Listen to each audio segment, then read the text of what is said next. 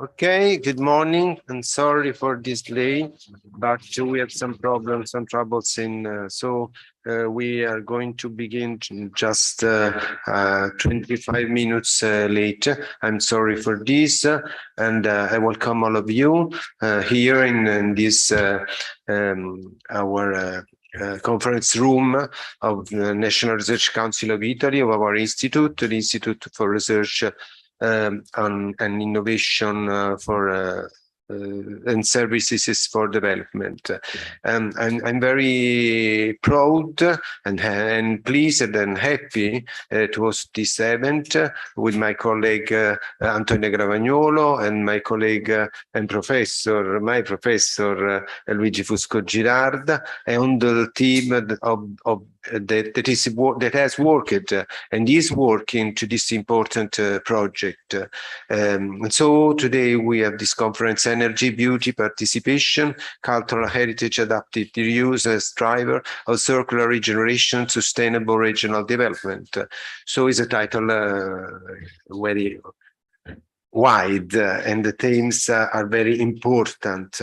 And I think I was talking with Professor Fusco about the importance of beauty in this vision, beauty that is that joined with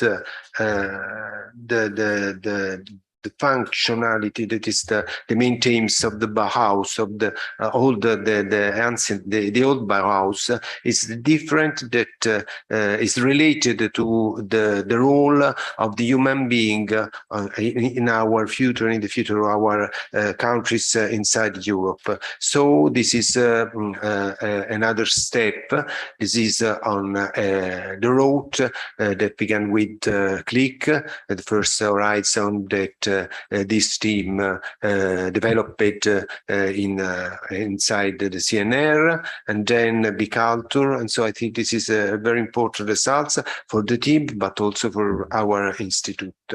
And so I thanks, first of all, I want to thank the team of CNR, because I wasn't able to be here in these days, but I received something like 50 emails about work and everything, the problem, how to solve the problem. So very, very, my congratulations to Antonio, to all the team, everybody that has worked to this wonderful, important project. And so a special thanks to Professor Fusco, that I'm pleased to know, and when I was in the University of Naples in the Faculty of Architecture, and I'm pleased to have him as our associate researchers. That is very important, is a pillar in our organization that is aimed towards young researchers. But I think it's very important to have this approach that mix young people with professor, with competence, experience. And so I think this is a very good approach, and I think that you, and I ask to my colleagues, we are seeing the results just day by day. So welcome to all of you, and a warm good work in this great work today, and for the prosecution of the project.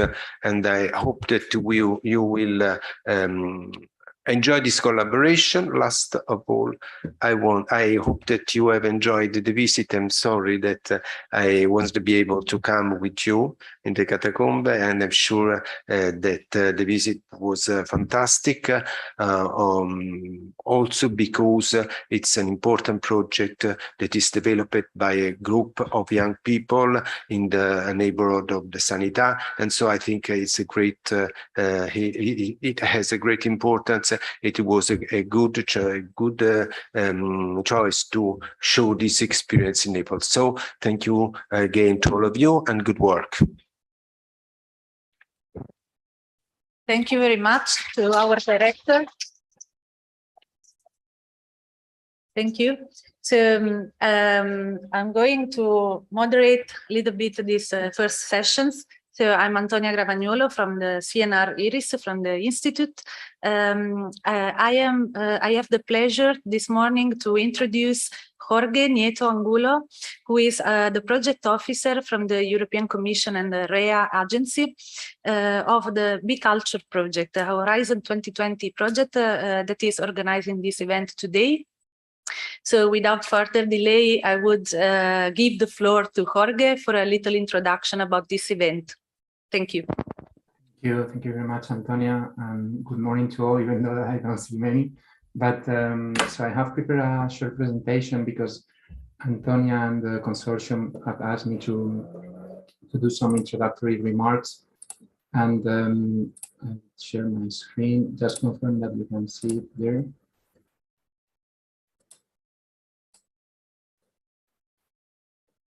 Okay, so normally you can see it, Antonia.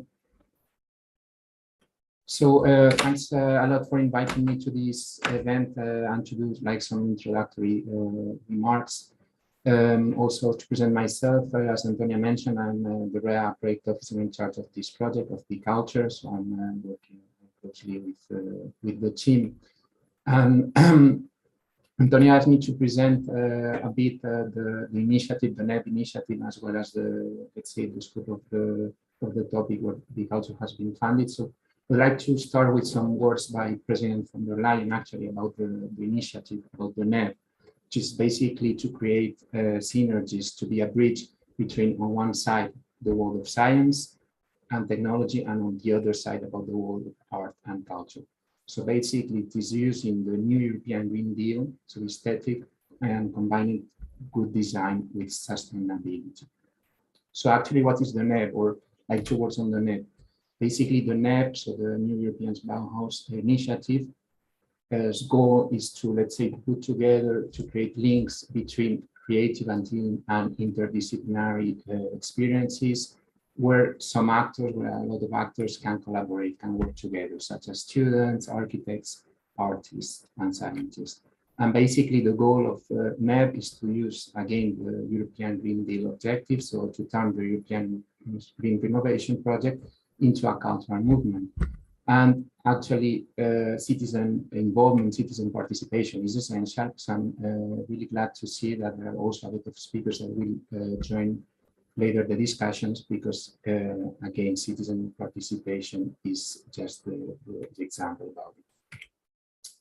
Then a word on Be.CULTOUR and Horizon 2020. So this project has been funded under the previous framework program, which was Horizon 2020. Now we are with Horizon Europe. But at that time, Be.CULTOUR was funded for specifically for the topic that dealt with innovative approaches to urban and regional development through cultural tourism. So basically, the scope of the action of this topic was to foster improvements in sustainable cultural tourism policies and practices, and also to foster progress in several aspects, such as growth, jobs, social and economic development of both, let's say, European regions, and not only urban, but also rural areas. And finally, a word on Be.CULTOUR itself. So basically, it puts, it's actually a nice example of European collaboration, because it involves 15 partners that do come not only from member states, but also from associated countries, as a duration of 36 months, or still running for some time. And actually, the importance is that it puts the human-centered approach at its core. So basically, this is key, and actually I would make the link with the NEP, because it contributes to cultural identity, and actually it also enhances the attractiveness of remote and peripheral sites that are not so well known. So at the end, this is definitely, there is a clear and definite link with the NEP's goal, which is to be a cultural movement. So with that, I would like to finish my introductory words, and I'd like to thank everyone. So I can stop sharing, and Antonia, it's back to you. Thank you.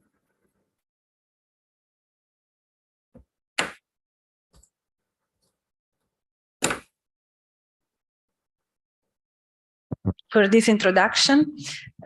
So we hope that you will be able to stay with us a little bit following the streaming. I also take the occasion to say that the event is web streamed, so everyone can follow from remotely. So now, thank you very much, Jorge, again, and I would like to give the floor to Professor Luigi Fusco Girard for a little introduction, and then we will go directly to the first session with the first speakers. So just one moment, Professor Fusco Girard, please, the floor is yours. Come si fa qui? Ah, sì, sì. Good morning and welcome to all of you. Yes, the title of this section is very rich. We are speaking about energy, we are speaking about beauty, about participation, about the new European Bauhaus, and also about the CLIC outcomes. That means about adaptive reuse of cultural heritage for making the circular city. This means that si può proiettare qualcosa? No, no, si può. Sono spariti questi cosi. Allora, we have many key issues, very many. First of all, the circular economy. What is which interpretation of the circular economy model? And which interpretation of the circular city is not already done? Is a process ongoing, which means adaptive reuse. Adaptive reuse is not a news, because all ecological works is characterized by the adaptive capacity. Life is adaptation. Cultural heritage. How, in which condition is it possible to shift the condition of the adaptive reuse to the cultural heritage? Is not done. Also, this is not done. The new Bauhaus, European Bauhaus. So this is the news. In which way we can combine all these issues?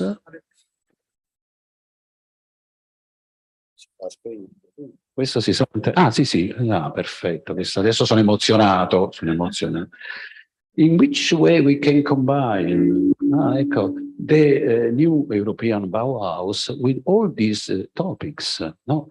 Because the new European Bauhaus invite all us to reshape our conclusions about circular city, circular model, so on and so on and so on. The next, please. Here, I would like to stress in particular the relationships between this list of issues and the CLIC research outcomes using an European document. This document was done by the ministers, no? of European countries of urban affairs, and the name is the New Leipzig Charter. Why I would like to introduce in this perspective the country? This is strictly connected with the new European Bauhaus. There are three poles in this document, very interesting. The first pole is the transformative power of the city. The transformative power of the city. This means that the city have a great power to change, to transform the existent the state of art world. The second pole is the city as the space of interdependencies between the specific element and the general element in a circular way. It's possible to speak about the city without linking the particular with the general. And the third pole is much more interested, and I would like to stress it, is the common good. 3 poles, the transformative powers, the city and the common good.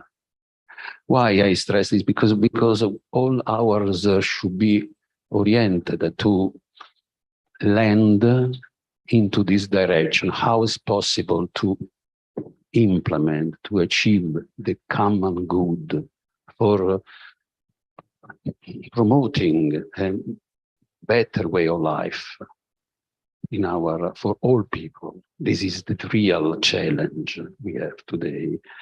So this is the image that I like to propose to you. This is the image of Ambrogio Lorenzetti about the common good. It is in Siena. The common good. And the common good is linked what to the good city. The good city. The city of the good government, of the good management. Today we speak in terms of good governance. This is the image.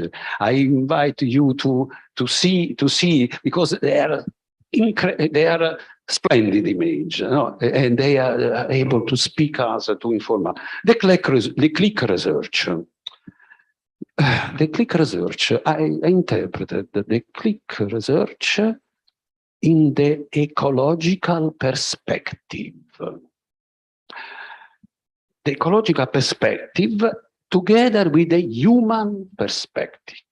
These are the 2 perspectives in which all the outcomes of CLIC are organized. Why? And this is linked to the new European Bauhaus. Because the ecological perspective shows us the adaptive capacity of natural ecosystem in the best way.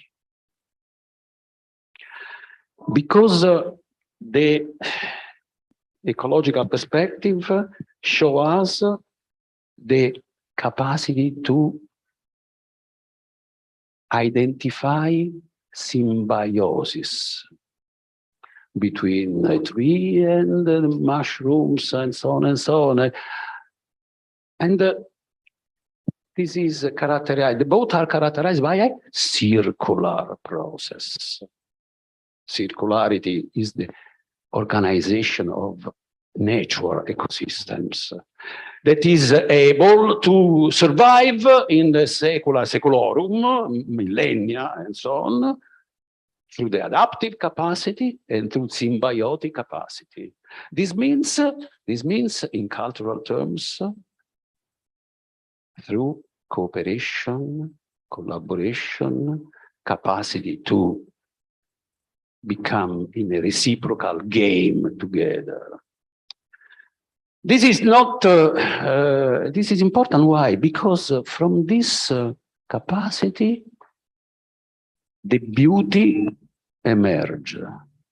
The beauty is the perception of the harmony of the circular adaptive ecosystems. The harmony is the message of nature, and the beauty is our perception. This is the same thing for, in my opinion, from the built environment. And I try to reorganize. Okay, these are 2 images I like very much, because this is the sources, le fonti del Clitunno, il fiume Clitunno, no? In Umbria. Come si dice? Fonti, sources of Clitunno River. I invite you in Umbria region because it's a wonderful landscape. It's not good, it's a wonderful landscape. And you understand what does it mean, the circular organization of nature. You touch with your eyes, with all of your sense, the circularity, ecco. So, the new European Bauhaus, non so questo per tutto sa, Bauhaus, the European Bauhaus invite us to shift the beauty not as an exceptional perception, in our experience, in the museum, in galleries, in art. No. The beauty is a characteristic of the day-by-day life in the city. Why? Because the beauty is linked to the public space, to the piazza, to the squares, to the roads, to the streets, to the and these are all public spaces. The beauty of public space invites us, and this is my conclusion, to interpret the beauty as an entrance point for an aesthetic, a civic or civil aesthetics, in which each inhabitant become able to combine in a creative way its particular interest with the general interest. We need this in this historical moment, and this means to contribute to common good. Thank you very much for your attention.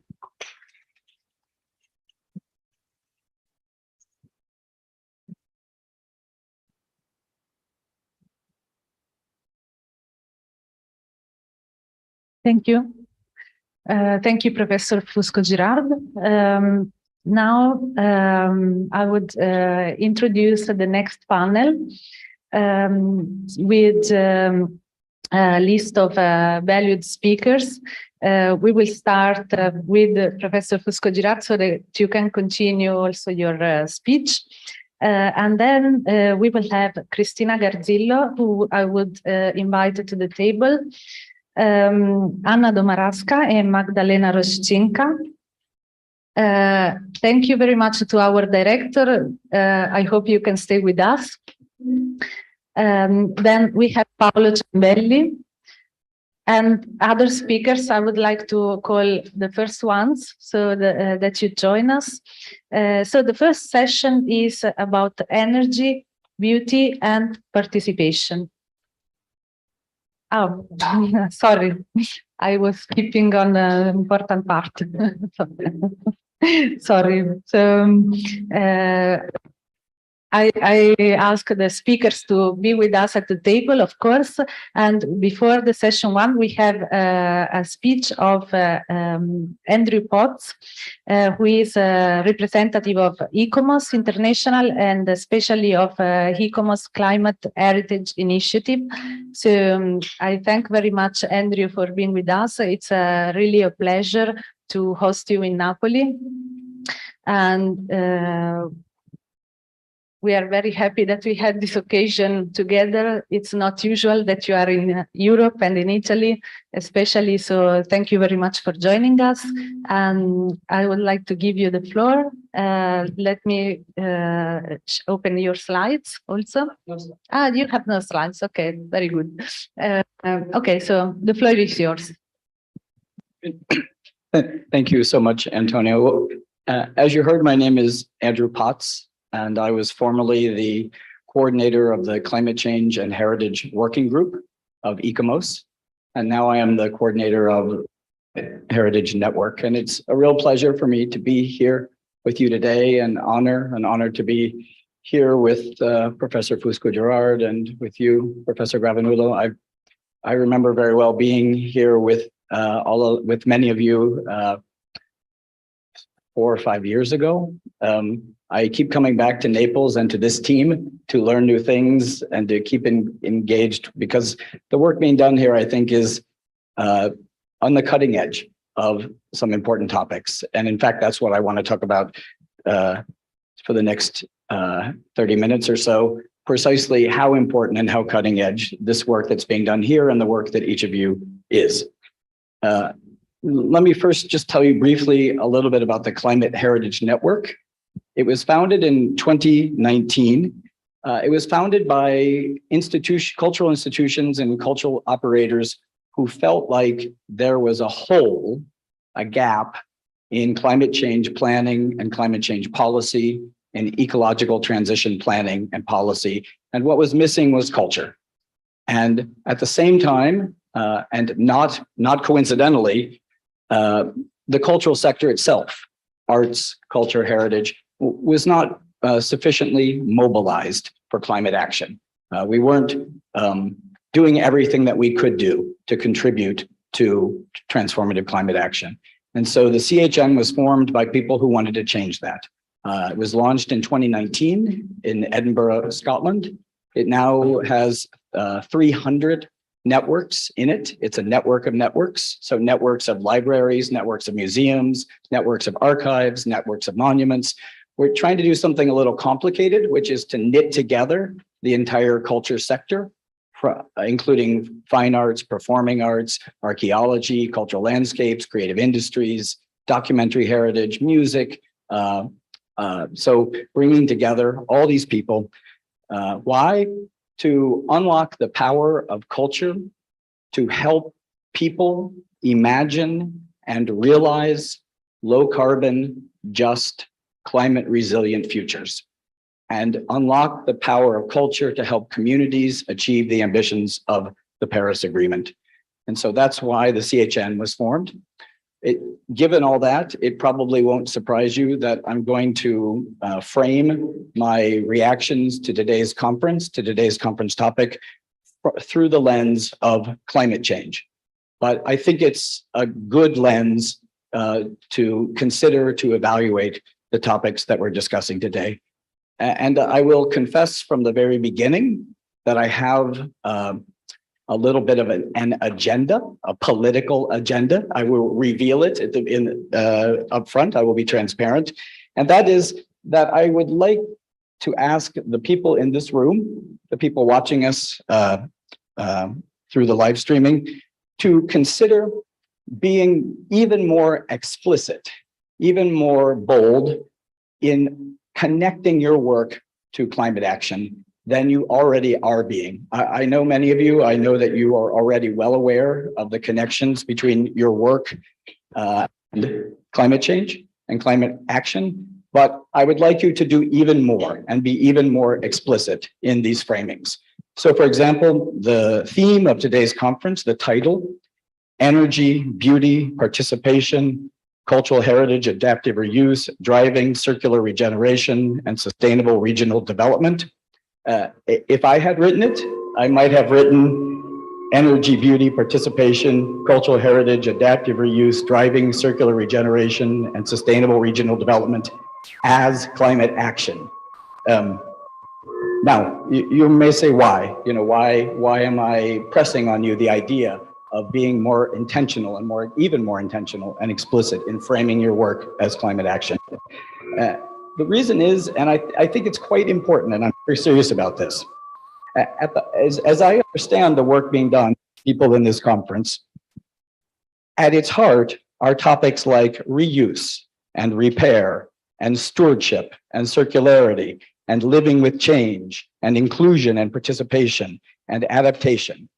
These things are central to your work, I think, but these things are also, these topics are the solution to climate change. The solution to climate change. And that may sound ridiculous, that I think the solution to the gigantic existential problem of climate change are these topics that you're working with, but I believe this. And I'm worried that the centrality of the work you are doing is not well enough recognized in heritage and in ministries of culture, but more importantly to me, not recognized in climate policy and in ministries of ecological transition. And this gap, this failure to recognize the importance, the centrality of the topics you're working with is happening at a moment of crisis when we absolutely cannot afford to miss opportunities. Literally, the fate of the planet, its people, and their heritage is hanging in the balance. And I want to spend a minute recounting the state of the situation with climate change. I think probably many of you are very familiar with this crisis, but it gets me to the main point I want to make in a moment. But just to say that it is a crisis, so much so that in 2020, ICOMOS, the International Council on Monuments and Sites, at its triennial General Assembly, declared a climate and ecological emergency. Why? One of the triggers, one of the reasons why ICOMOS chose that moment to declare a climate emergency is because in that time, in 2019, the concentration of greenhouse gases in the atmosphere had hit the highest level ever recorded. At the same time, we were seeing the real life consequences of that. You remember back to 2019, devastating wildfires, extreme heat, intense weather events, all happening at the same time. Now, if I recall correctly, in 2019, the concentration of greenhouse gases in the atmosphere that caused ICOMOS to declare a climate emergency, the concentration was 415 parts per million. Mind you, previously, 350 parts per million had been judged by climate scientists to be the upper limit of what was safe. And 400 was viewed as a red line, crossing that line, leading to climate catastrophe. And in 2019, we hit 415, and ICOMOS and many other people declared a climate emergency. Okay, jump forward to last month, May 2022. An announcement was made about the current concentration of greenhouse gases in the atmosphere. Do you know what it is today? May 2022, 420 declared a climate emergency at 415, now 420. This is very likely the highest concentration of greenhouse gases in the atmosphere in 4 million years. We have not had weather concentration like this in 4 million years. And it corresponds to a huge uptick in the amount of heat that is being added to the oceans and the atmosphere, which means more and faster melting ice caps, rising sea levels, more destructive weather events. So we're at 420 and rising. 450 parts per million it be the point in time when we lock in 2 degrees of global warming. We lock in a future where our planet is 2 degrees Celsius warmer than pre-industrial levels. Why is that important? 2 degrees. So the Paris Agreement, landmark Paris Agreement signed in 2015, created an internationally agreed goal of holding global warming to well below 2 degrees, well below 2 degrees. And in fact, the scientific consensus is now that that should be 1.5 degrees. Why? Because above 1.5 degrees, we have irreversible, catastrophic impacts to human and natural systems. And we are now on the cusp of irreversibly locking in 2 degrees of warming, not 1, 2, locking in irreversible and catastrophic. ICOMOS, for its part, also has called for people to pursue 1.5 degree pathways. Now, why ICOMOS? Why would ICOMOS, a cultural heritage organization, specifically adopt the view that we have to hold warming below 1.5 degrees? The reason is because if you downscale the climate models for many places, many heritage places, many sites, many monuments, what we see is that the impacts at 2 degrees of warming are such that those sites simply cannot adapt. Every place has a limit to its adaptive capacity, and many places cannot adapt to the impacts of 2 degrees of warming. To talk about local adaptation to 2 degrees of warming for these sites is just fantasy. It can't be done, at least not in any sense of in situ conservation that we understand. And by the way, this is why in the current draft of the new UNESCO World Heritage Policy on Climate, it's only a draft, but in the current draft, it says that the implementation of a precautionary approach that pursues pathways limiting global warming to 1.5 degrees Celsius with no or limited overshoot is the most effective approach for the protection, conservation, and management of cultural and natural heritage. You want to safeguard heritage? Work to hold global warming to 1.5 degrees, because above that, there's a lot of stuff we cannot save. So we now are at the point where we are about to lock in 2 degrees of warming with no possibility of, in our lifetime or our children's lifetime, to get back to 1.5. And so this is a big problem. And you might be wondering, you might be incredulous at this news. How could the concentration of greenhouse gases, how could the climate change problem be actually getting worse? I know it hasn't gotten enough better, but how could it be getting still worse given everything we're doing about climate change? I mean, which topic do you hear more about climate change? Every corporation, every government, they claim they're working on climate change, and yet the problem is actually still getting worse. We haven't gotten to the point where it started to get better. There was an influential article that was released just before the UN climate conference in 2021, COP26 in Glasgow, entitled 3 Decades of Climate Mitigation, Why Haven't We Bent the Global Emissions Curve? It was authored by a bunch of folks. The lead author was Professor Isaac Stoddard at Uppsala University. Kevin Anderson, a very famous climate scientist, was an author. And I want to read you a short quote from their article where they describe one of the key reasons why they think we have failed to successfully mitigate climate change. They say it's because of the nature of climate planning and climate policy. They say current climate planning and climate policy tends to prioritize large-scale, simple, technological, and market-based solutions, but it generally falls short at capturing factors that are less easy to model or quantify. Systemic, uncertain, or contested aspects, often related to social, political, and ethical issues and trade-offs, are likely to be excluded. Rather, a narrow suite of technological options for reducing greenhouse gas emissions are emphasized, with typically limited representation of demand-side options.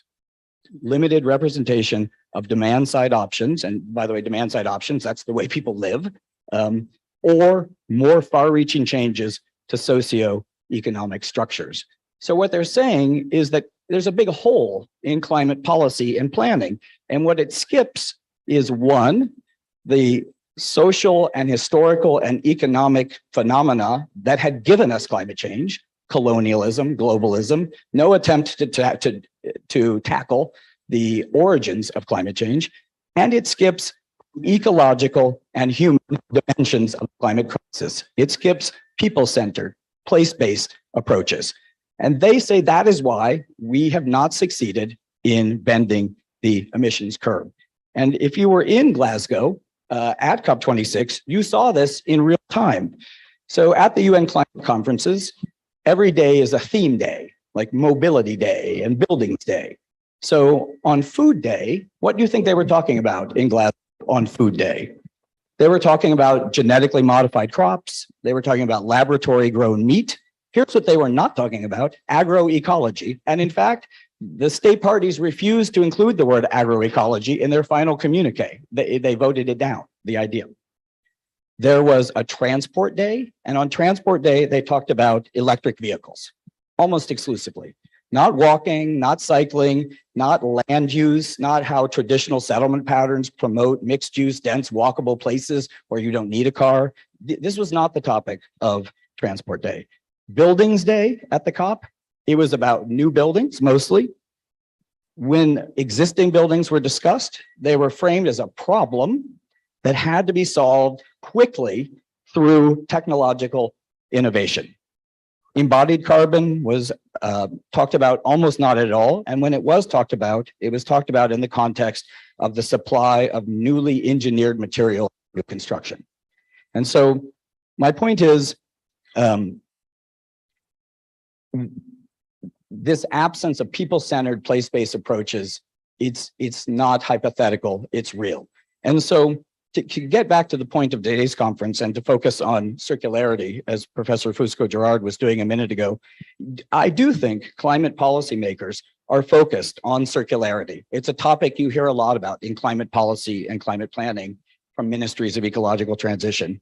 But what they mean by it is market systems and the way those market systems impact individual consumer choice. What I almost never hear in the climate change conversation is any discussion of what were we told a moment ago? Common good. I never hear that. Circular city. I mean, the idea of circular economy that is presented is a very meager one, shallow one. So in that paper I mentioned, Professor Stoddard et al., they go on to argue that we have to solve a big problem if we're really going to tackle climate change. And that is, we have to address a pervasive failure in industrialized societies to imagine desirable ways of living that are neither wedded to the carbon economy nor dependent on narratives of progress reliant on perpetual economic growth. Transformative change, climate change, it's so all-encompassing, the future will be so different than it is in this moment that we really can't even imagine. Most people, most policymakers can't imagine what that world looks like, literally cannot imagine. They don't have a mental image of what it looks like. And they say that it is this failure that has been critical to enabling the persistence of business as usual approaches, incremental approaches, which by the way are the enemy of transformative change. And that is why we have not bent the emissions curve. They say that the climate change discourse suffers from what they call, and this is a mouthful even for a native English speaker, an epistemological monoculture. Epistemological monoculture. We simply don't have the capacity to imagine and talk about ways of living that are not wedded to the carbon economy. And so what we end up with under the banner of climate action is incremental change, which falls short of transformative change, which might be okay if we had a lot of time, which we absolutely do not. And so what I want to stress here is that this is precisely where your work could come in, where your work fits in. Cultural heritage, adaptive reuse as driver of circular regeneration and sustainability. This is the antidote to business as usual thinking. This is a challenge to the epistemological monoculture of climate policy. Cultural heritage, cultural landscapes, heritage buildings, traditional knowledge that predate the carbon era or that work independently of our addiction to fossil fuels. These can point the way to post-carbon living. Pre-carbon living can point the way to post-carbon living. The worldviews and interpretations of development held by indigenous peoples and also local communities that were never co-opted by modern take-make-waste approaches offer counterpoints to prevailing but unsustainable paradigms of progress.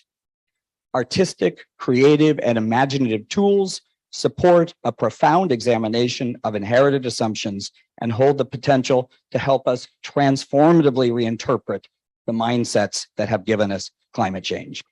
And so to stick to my opening point, what I believe is that all of these ideas are prominent in much of the work I see in the fields that you are involved in. In fact, in the work of colleagues in this room. But I would love to see that framing be made more explicit. And if I could be so bold, I might even suggest that you consider writing the sentence, the thing I'm working on, fill in the blank, whatever it is, this helps people imagine life in a climate resilient, more just post-carbon world in the following ways, ... Just answer the question. Because I know your work does answer the question, and a lot of people aren't trying to answer the question. And I think, I know we're in the framework of the Festival of the New European Bauhaus. I think there's a little bit of a risk that some participants in the new European Bauhaus will sort of drift away from what I think of as the original impetus of the new European Bauhaus, which is to connect aesthetics and design and beauty and togetherness to ecological transformation. A little bit of a risk that we sort of drift away from that Green Deal climate action part. Don't do that.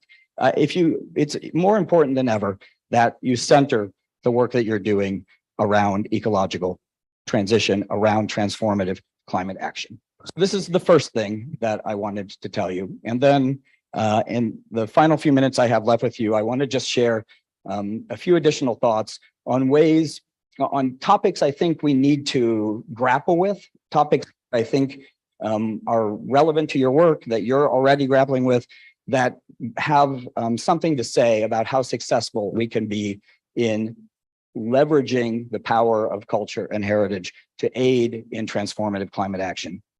And the first thing I want to highlight is that I think we need to be very honest about the fact that cultural heritage is part of the solution to climate change, yes, but culture and heritage, it's also part of the problem of climate change. It's called anthropogenic climate change for a reason. It's caused by people. It's not just caused by individual actors making atomized choices. It's caused by cultural values and preferences that have given us climate change. We've been in the middle of the Industrial Revolution for hundreds of years now. We now have many multi-generational lifestyles and values, at least in industrialized countries, that are themselves deeply entangled with fossil fuels, with take-make-waste approaches, and with the extractive and the colonial systems that have given us climate change. The environmental anthropologists, they have a word for this. They call them petroculture. Petroculture, culture that's deeply entangled with fossil fuels. And we've been deeply entangled with fossil fuels for a long time now. And so we've actually made a lot of places, a lot of landscapes, which themselves are deeply entangled with fossil fuels. And environmental anthropologists call those carbonscapes. This is the heritage of the Anthropocene. And we have to ask ourselves as cultural professionals, how do we engage with the heritage of the Anthropocene? I mean, I am guilty of cherry picking, as we say in English, the nice ways that cultural heritage supports climate action. But I mean, we're either cultural heritage experts or we're not. And if we are cultural heritage experts, we need to deal with the aspects of culture and heritage, which are the problem of climate change.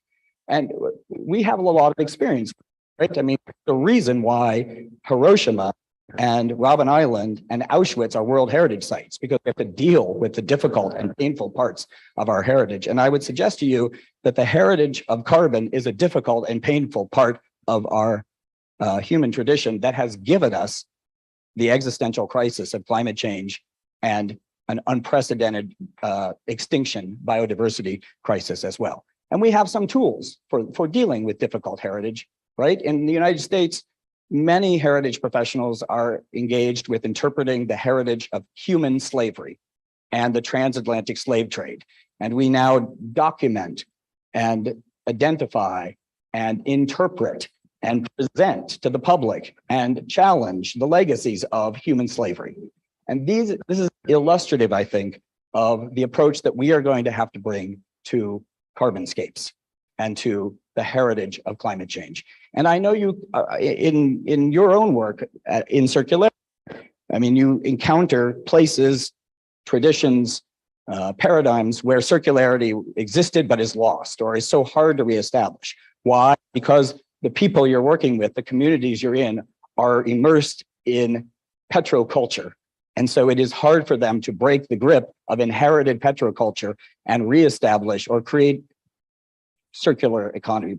We need to not skip over that part, the part of the culture that is the problem. We need to challenge it, identify it, interpret it for the public, put up signs about it, wayfinders, you know, we need to deal with that. So that's the first thing I want to mention. The second thing I want to do is just stop for a moment on this topic of sustainable development. Maybe you saw that maybe a month ago, about 250 scholars signed an open letter to the United Nations asking them to withdraw the UN Sustainable Development Goals, the SDGs. They said the SDGs have been a failure. They are counterproductive. They lock in unsustainable ideas of progress, perpetual growth, measured by GDP. It's the exact wrong thing we need in this moment. We just need to start over, they said. So I mean, this is obviously a polemic. It's quite provocative. And I'm not going to try to express an opinion about it in this moment. But what I do want to say is that we have gotten into a situation where we sort of have one bucket, one box, which is sustainable development, and one box, which is climate action. And somehow these two things are not the same. But it just can't be that way. We can't have efforts to create better livelihoods and have better health and tackle poverty and inequality that are carbon intensive. And we certainly can't spend $1 trillion retrofitting 30 million square meters of real estate in Europe for energy efficiency and not get any improvement in the quality of life of those spaces, or the healthiness of those spaces. I mean, these agendas have to be merged, and there shouldn't be anything under the banner of sustainable development that's not also promoting climate adaptation and mitigation. And there shouldn't be climate adaptation and mitigation projects that aren't improving outcomes of human health, well-being, tackling inequality and poverty. So merge these agendas. There is a paradigm for this. It's called CRDP, Climate Resilient Development Pathways. It's the merger of these two. And I think we very much need to migrate to this paradigm in cultural heritage. It took us a while, powered by SDG 11.4, to really take on board sustainable development as a framework for cultural heritage. But now I'm telling you, we need to pivot a bit again, and not have a separate path where we try to think about climate change and cultural heritage, but rather merge these two. And when you think about them together, you see that there are conflicts. And I think the people in this room will know that very well, because there's probably no better case study of the conflict between what passes as sustainable development, but what is not climate friendly, and that is tourism. So there are, of course, I mean, we're Be.CULTOUR. There are models of tourism. That, first of all, of course, there are important, fantastic, great things about tourism, intercultural understanding, livelihoods. Tourism is good for climate action because it actually, many people from comfortable global north places go to places on the front lines of climate change and see it, and it develops empathy. And it actually strengthens climate response. But we know that there are a lot of models of tourism that are not sustainable, that are essentially extractive, neo-colonial, greenhouse gas intensive models. And this can't be called sustainable development. And nor should we really even try. What we have to focus is on the dual metrics of climate action and sustainable development. And then you start to weed out, you start to drop out some things which are being sold to us as sustainable development, which are not, and some of this is in tourism. And to conclude, I want to just mention one other topic, and it comes again from the title of today's conference on this topic of participation. Togetherness, I think, is a word that New European Bauhaus uses. Inclusivity. This is critical to unlocking the power of culture and heritage to drive climate action. The culture and heritage methodologies and practice are participatory and support inclusive approaches. And I think we all know that there have been historically methodologies in the professional practice of cultural heritage that have not been these things. And to the extent those are perpetuated, top-down, expert-driven, non-inclusive heritage methodologies, this is the enemy of climate action. This is inhibiting the ability of cultural heritage to be a solution to climate change. Antonia and I participated in a project now 6 years ago in Quito, Ecuador. Quito was the host of the United Nations Decennial World Congress on Sustainable Urbanism called Habitat 2. It's actually where I met Luigi, and I'll never forget, we were planning for many months to go to Quito, and Luigi was carrying around this pamphlet, which was the outcome document of Habitat 2. We were going to Habitat 3. Habitat 2 was in 1996. And he had a copy that he had it like earmarked with all his favorite passages, and he kept taking it out and quoting it. And so we planned this event in Quito. And essentially, Quito is a World Heritage City. It was actually the first Krakow. Quito and Krakow were the co-first World Heritage Cities ever created. And the UN Congress, Decennial Congress on Sustainable Urbanism, was in Quito. So we were thinking, how are we going to use this as a laboratory to test some of our favorite proposals for cultural heritage-based sustainable development? And the city of Quito came back to us and they said, you know what? The neighborhood that is the host of the Congress Center, the building, you're meeting, 40,000 delegates are meeting in a building. That neighborhood is a historic neighborhood, but it's not the Baroque 17th century World Heritage. It's in the buffer zone. It's a 19th century streetcar neighborhood. And maybe we could focus on that. It's more vernacular. It's kind of more relatable. They said, but the neighborhood has already been surveyed by the National Monuments Commission of Ecuador. They already have a list. The neighborhood has 28 monuments, they told us. So we kind of already know what the heritage is. But the local head of the Heritage Commission, the local commission, said, why don't we not use the list of the 28 monuments that the National Monuments Commission says is the heritage of this neighborhood? The neighborhood is called Alameda, La Alameda. Said, why don't we do Hull? Why don't we do a historic urban landscape workshop here and ask the people what they think the heritage of their neighborhood is?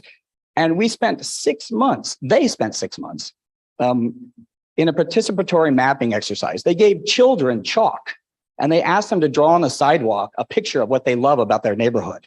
They surveyed homeless people in the park. They surveyed people who left the neighborhood, who moved away, asking them, what do you love about your neighborhood? What do you value about your neighborhood? And in the end, they came up with a list of about 30 elements, which the city committed that whatever the neighborhood said they loved about their neighborhood, the city would valorize as the heritage of the neighborhood in government policy. They would not limit themselves to the 18 monuments identified by the National Monuments Commission of Ecuador. And amazingly, of the I think my number keeps changing, I think it was 18. Of the 18 monuments, the local people identified 17 of them as things they loved about their neighborhood, 17 of the 18. But there were also 14 more, which included a big rock where people had a tradition of proposing marriage. It included a cluster of old trees that people loved to get shade under, street food, multi-generational street food, festivals. So in the end, they ended up with this list that was about half intangible heritage and half tangible heritage. The official list was only tangible heritage. And so you get here to ending now, and this is my point, a big difference between their official list of heritage and what the people said they valued about their neighborhood.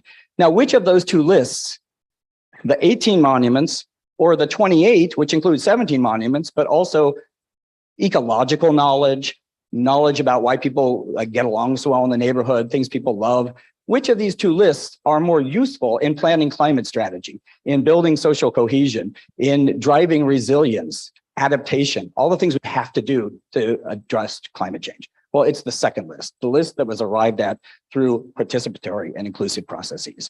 So this idea of centering participatory processes in heritage, I mean, it's good for a lot of reasons, social justice, equity.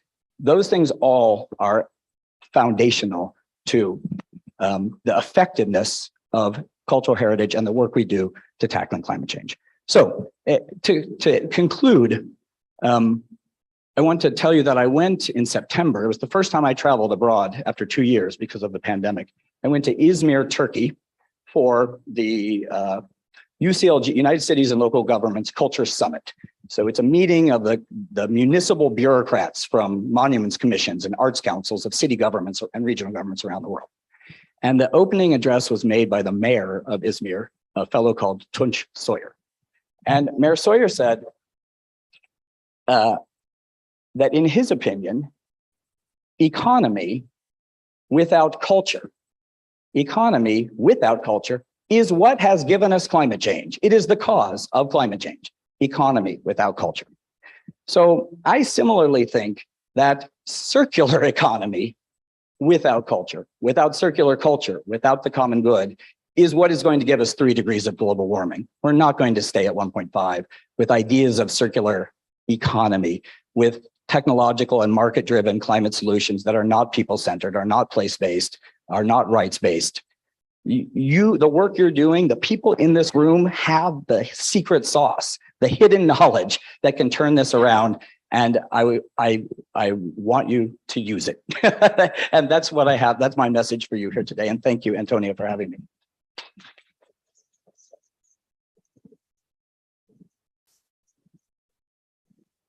Thank you, Andrew, for your passionate speech. Thank you. So it was great to hear about your experiences. And I also wanted to highlight one work that you led with ICOMOS and Europa Nostra about the cultural heritage green paper, European Cultural Heritage Green Paper, which seeks to introduce the role of cultural heritage in the European Green Deal, which is a very important aspect because, as you say, the cultural heritage and cultural landscapes have a role And our culture is what created, let's say, the climate change, but it's also what can foster the transition towards a more resilient future.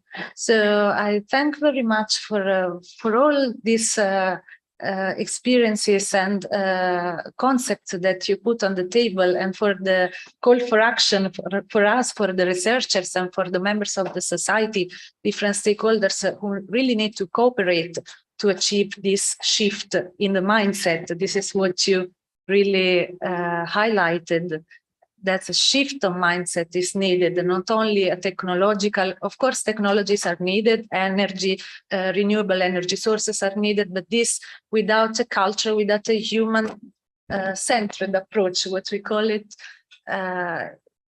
it's not enough. So really thank you for highlighting these aspects.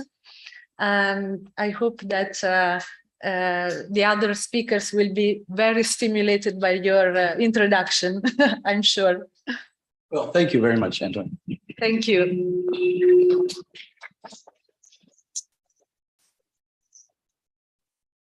Okay, so now it's time really for the first session.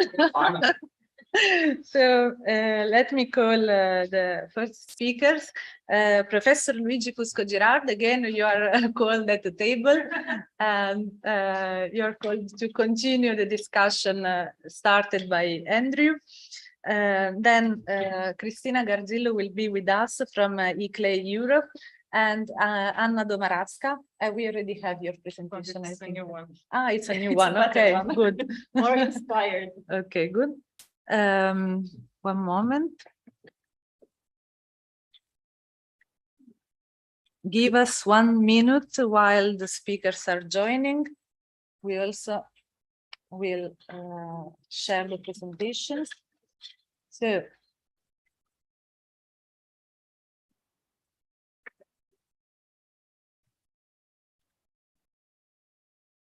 this is one.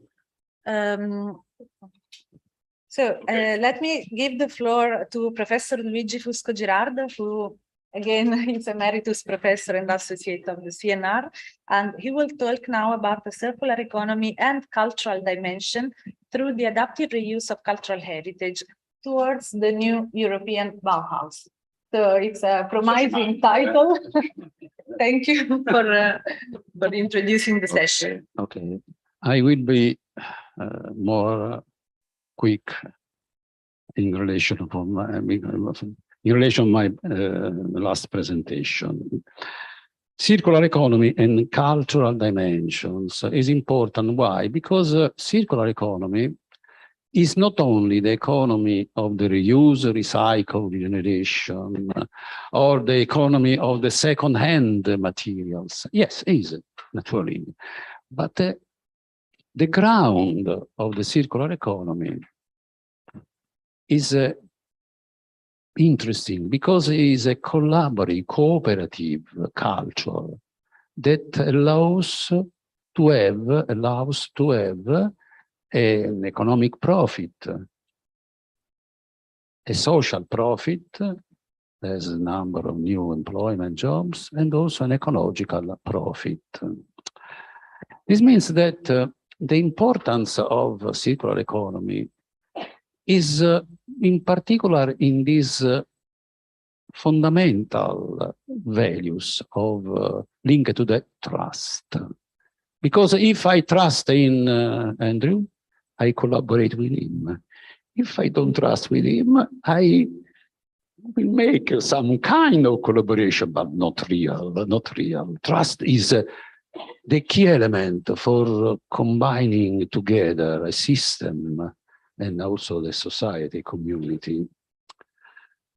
So I will stress in my presentation now the need that we can become able to make new choices, because this is the new challenge, to make new strategic choices. We have to make difficult, tremendous, but we have to ground these choices in a very clear way. And values are the fundamental element Why? Why? Because values, si può fare quello? Grazie, grazie. Because values are the energy, the force. No, l'altro. Ecco, perfetto. Diciamo, that able us to drive our behaviors. Values are what we want to take care. Because we pursue them as important, as relevant.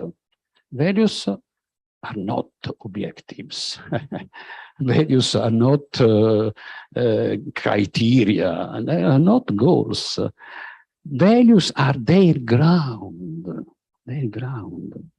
So values are the ground of the principles of our actions, of our governance, of our strategic, and so on and so on.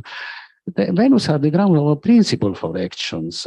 Values allow us to facilitate communication, and we need to facilitate communication today. And we need to consider not only economic values, instrumental values, but also what is recognized at the end, also in the Dasgupta book, the intrinsic values. The values, Immanuel Kant introduced this kind of values. The values in itself, not in instrumental terms. We need to recognize the use values and not only the market values, the social use values, the independent of use values. So we have to think through values for overcoming the current culture that is economicistic, not an economic, an economicistic culture we need today. Also in the light of the new geopolitical condition that you know very well. Next one, please. Ecco, me lo dico bene. Next one, please. Lo dico proprio, sai, come non ci sta, vero? La prossima è sparita. Ok, non ci sta, vero? Si è materializzata, c'era, comunque. Which values? Ok, which values? I would like to stress that the new European Bauhaus introduce surely the value of sustainability, we know very well, Agenda 2030, the value of inclusion, but the value of beauty. The value of beauty.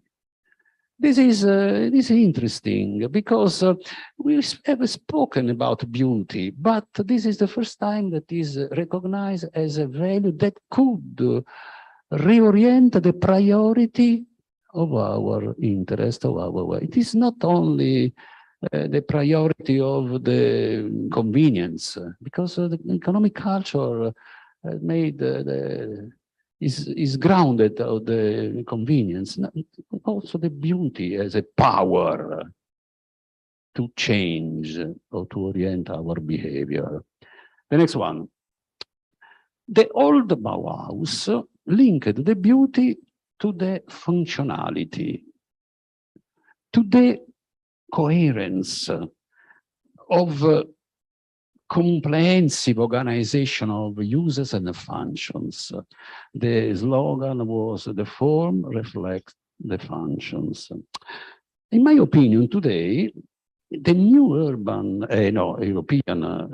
Bauhaus invite us to interpret the beauty in another dimension as the ecological organization of our ecosystems, as a circular organization, as a circular metabolism that generates its harmony that is pursued in terms of beauty. The next one is, I have reproposed the same image of the source of the, why? Because I am making propaganda in this moment. It's very clear, no, very clear, but it's important because I think that Italian landscape is the most beautiful landscape all over the world. Not in Europe, no, all over the world, all over the world. And this is our real treasure, our real resource that we have to manage in the best way, and we don't. And this landscape show us the regeneration, the regenerative capacity of ecosystems. That is the ground of generative capacity of the ecosystem, and that is the ground of the symbiotic capacity of the ecosystem. This is the message of this image, to interpret the beauty as linked to these three principles: regeneration capacity, generative capacity, and symbiotic capacity. And why this inclusion in the new European Bauhaus? Because it is now very clear that the beauty has a high transformative potential. As in the document, the new chart of Leipzig, very clear stressed, because it's able to generate a new force field for many activities, for many actors and so on, because it is the entry point for other dimensions. It is not value in itself. It is the entry point for other dimensions: economic, social, environmental, spiritual dimensions. And also because it opened the mind to an enlarged perspective, less conflictual and more collaborative perspective. And it is linked to the first, one of the triple, the common good, about which I spoke before in terms of a good practice. Yesterday, you have the visit to the Catacomb of San Gennaro. This is the success of this experience is linked to the three characteristics: the capacity to self-regenerate, the capacity to generate impacts, and the capacity to invent new synergies with the context, the symbiotic capacity. Mimicking the natural ecosystem behavior. Andiamo avanti, per favore. Ecco qua. This is the image in which I try to synthesize all the impacts. We have the regenerative capacity as autopoiesis on one side. We have the generative capacity of impacts. Some of the impacts goes in the context, in the quartier sanità, to improve the general condition, the pride of people, the economic activity, and so on and so on. And some other impacts can come back to improve the self-organization, the self-capacity of the heritage of the catacombe. In terms of concrete terms, vediamo l'altra, in terms of concrete, the other one, we can recognize the impacts, for example, I don't want to, Basilica di San Severo, there are all the new functions that are sustained by the regenerative capacity of catacombe. Catacombe has the capacity to sustain itself, but also to sustain other functions. And for this reason, is able to invent new synergistic complementarities or symbiosis with the district sanità. Forse anche l'altra, the next one. The new activities are identified, each one, anche l'altro non c'è bisogno. So we can conclude that the general model of CLIC is exactly, for the success, is exactly the one in which we can identify the intrinsic value on the one side, the instrumental value of the other side, the regenerative capacity, the generative capacity, and the symbiotic capacity. This is the success of all the best practice that we have identified in CLIC. But, I think that this conclusion could be shifted also to the new architecture. Yes, vediamo l'altra. You know very well these images. It's very, very, no, it is the Spitalau insulated in Vienna. You know very well the other one. The other one, no? The other one. This is the Copenhagen insulated, Copenhagen, no? You remember the way in which it is. It was an old, you know very well. This is, and I invite you to speak about this because it is linked to the same rule, to the same model. No. The next one, please. The next one is this in Rotterdam. We can identify a way to reuse not materials but the water, for avoiding that is wasted as soon as possible in the sea, and becoming, I invite you at the second invitation, I invite you in Umbria, in Preci, where is a new architecture, industrial architecture that is exactly the example of reuse, recycling, regeneration of all materials, of energy, water, and so on. But, e qui il punto, this is the point, inventing a new form of space. These principles are able to propose, to invent a new shape of a new spaces, a new architecture. The common element in some of these are, for example, the ability, the capacity to reuse water, energy, materials, and the another element that link as a fil rouge of the element are the multifunctionalities, because they are not only the recovery of energy, they are recovery of energy with other functions, as you know very well. Which functions? Leisure function, first of all, sports and so on, all the sports and so on. But they are characterized by also an aesthetic quality that becomes the new form of space.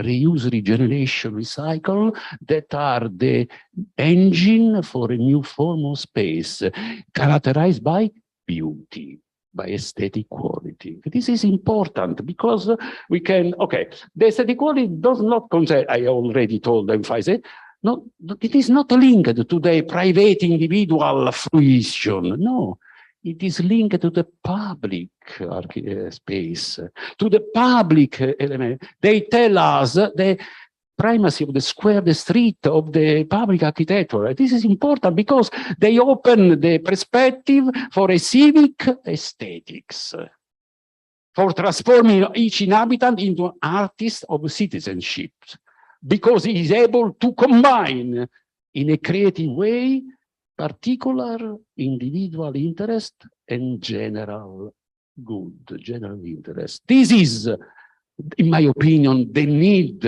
we need today to stress in terms of culture.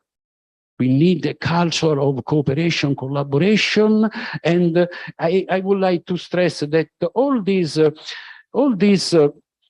initiative in which reuse becomes a new form of architecture are useful in this way, are good experiments. So I will conclude the next one. Ecco qua, sì, questo qua. This is I like this image. I like too much this image, and I propose every time that I can. This is the Piazza dei Martiri in Carpi. Carpi is a little city in region Emilia region. I invite you also there in Umbria and dunque, why is interesting? Guardate, è stupendo. It is the combination, creating combination between the public space and the private space, the residential space that you can see there, and then large public space. This is unique all over the world. This is a combination, a balanced combination that generate beauty. The beauty of the city, the public beauty of the city, but also the message is the public spirit, because the public space is the space for the public activities, not only or private one, fatti privati, come si dice, tutte quelle cose che facciamo noi per la Commissione europea, la privatezza, la cosa, quelle stupidaggini incredibili. Okay, la conclusion is that we have to stress this new culture. That is a culture of citizenship, the culture of collaboration for the common good, because this is the need that we have today. And I am sure that the new European Bauhaus invite us to contribute to build the good city in the new terms in this time. Thank you very much for your attention.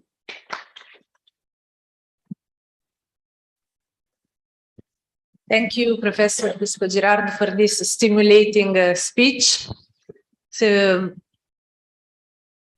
we continue the discussion with Cristina Garzillo from ICLEI Europe, Local Governance for Sustainability, who will talk about place-based approaches, experimentation and circular governance in the adaptive reuse of heritage sites.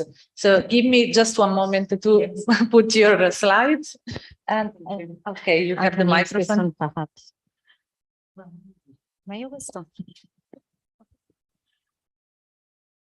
Okay, while the presentation is unloading, yes. Yes, I've been involved as the ICLEI in the CLIC project, and also we are quite engaged in the new European Bauhaus. So we have very much, we wanted to have this side event for in the framework of the Festival of the New European Bauhaus. I would like to start perhaps with the first slide. Just reminding ourselves that the new European Bauhaus is about creating beautiful, sustainable and inclusive places, products and ways of living. And in 1919, the historical Bauhaus motivated the architects and the planners to radically rethink life, society, and the everyday world. And in this perspective, this can be very stimulating for nowadays, particularly because the environmental pressures, the consequences of climate change we were discussing about this morning, of course, the pandemic and the geopolitical instability are shaping an era, and I'm quoting now Zeleny, of accelerated change.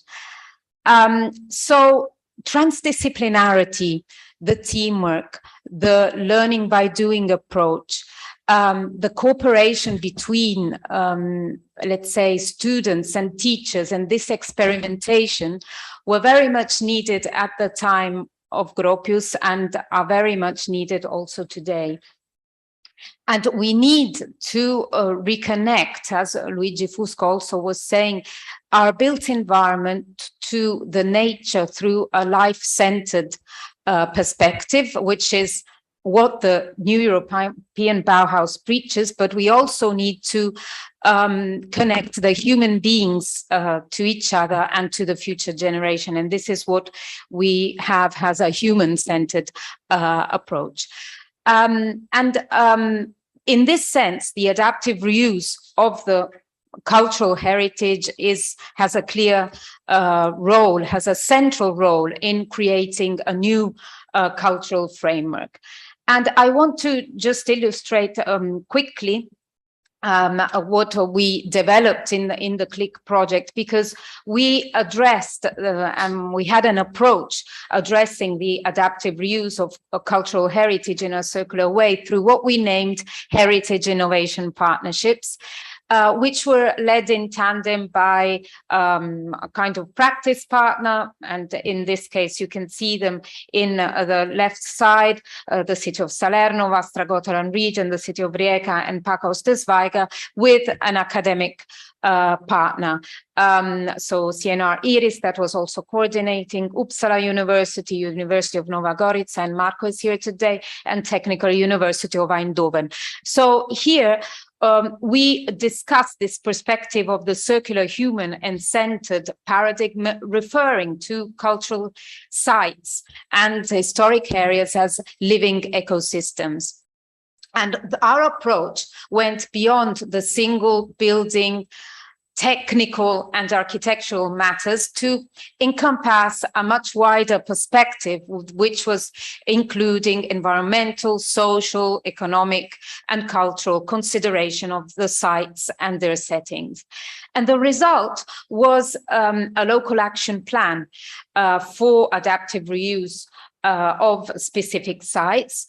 And this was exactly a result of the HIP process, but also it had the aim to give a new vision, for a future-oriented vision for these sites.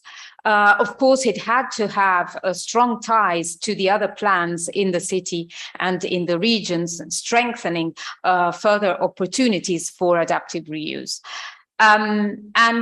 We developed also a guide for leaders that would like to embark into similar processes. And this guide was developed according to different elements, and also a catalog of tools and resources that we developed with the academic partners that could help the leaders to implement in each of these elements. What we realized is that the establishing a governance model was fundamental in the process of transforming a decayed site into a living place. And our findings were based upon governance arrangements for cultural heritage adaptive reuse projects in 16 international cities. And you can see them here illustrated, 4 of which were our CLIC partners. In an attempt actually to explain the complexity of each of the case studies, we created a diagram series which mapped each of the case studies on 2 intersecting layers. The roles that you can see in the yellow circles, the owner, the funder, and the manager, and the processes, which could quickly capture if a project was completely public, and therefore we had the public custodian model, or public third sector community, and therefore community custodian model, and finally public private partnership, and therefore we called it private custodian for the common good, because that was, of course, the basis. If we zoom in the 4 pilots very, very briefly, just to give you an overview of the adaptive reuse cases and the place-based approach here, we had Västra Götaland region, which was a region in Sweden. It's one of the biggest region in Sweden, in which culture and natural heritage needed to be integrated, and in which the industrial heritage, which was the prominent heritage, was becoming a kind of catalyst in placemaking at regional development. In the case of the city of Rijeka, there was a new value that was given also to the industrial heritage through the establishment of a cultural corridor in which cultural heritage and the circular economy were basic criteria for future interventions. And also urban seeding has kind of little interventions, micro-funded interventions.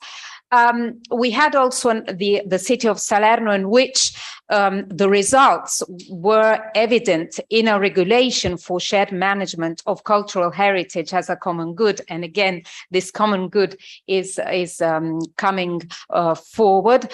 But also in this case, there was a focus on Edifici Mondo, which was a large complex of buildings that were abandoned since 30 years, and then managed to acquire public funding through this process. And finally, we had a site, the Parkhaus des Weiger, which was a community convener on the future of cities in Amsterdam, and had to reimagine circular governance and business models because they were hardly impacted by the pandemic.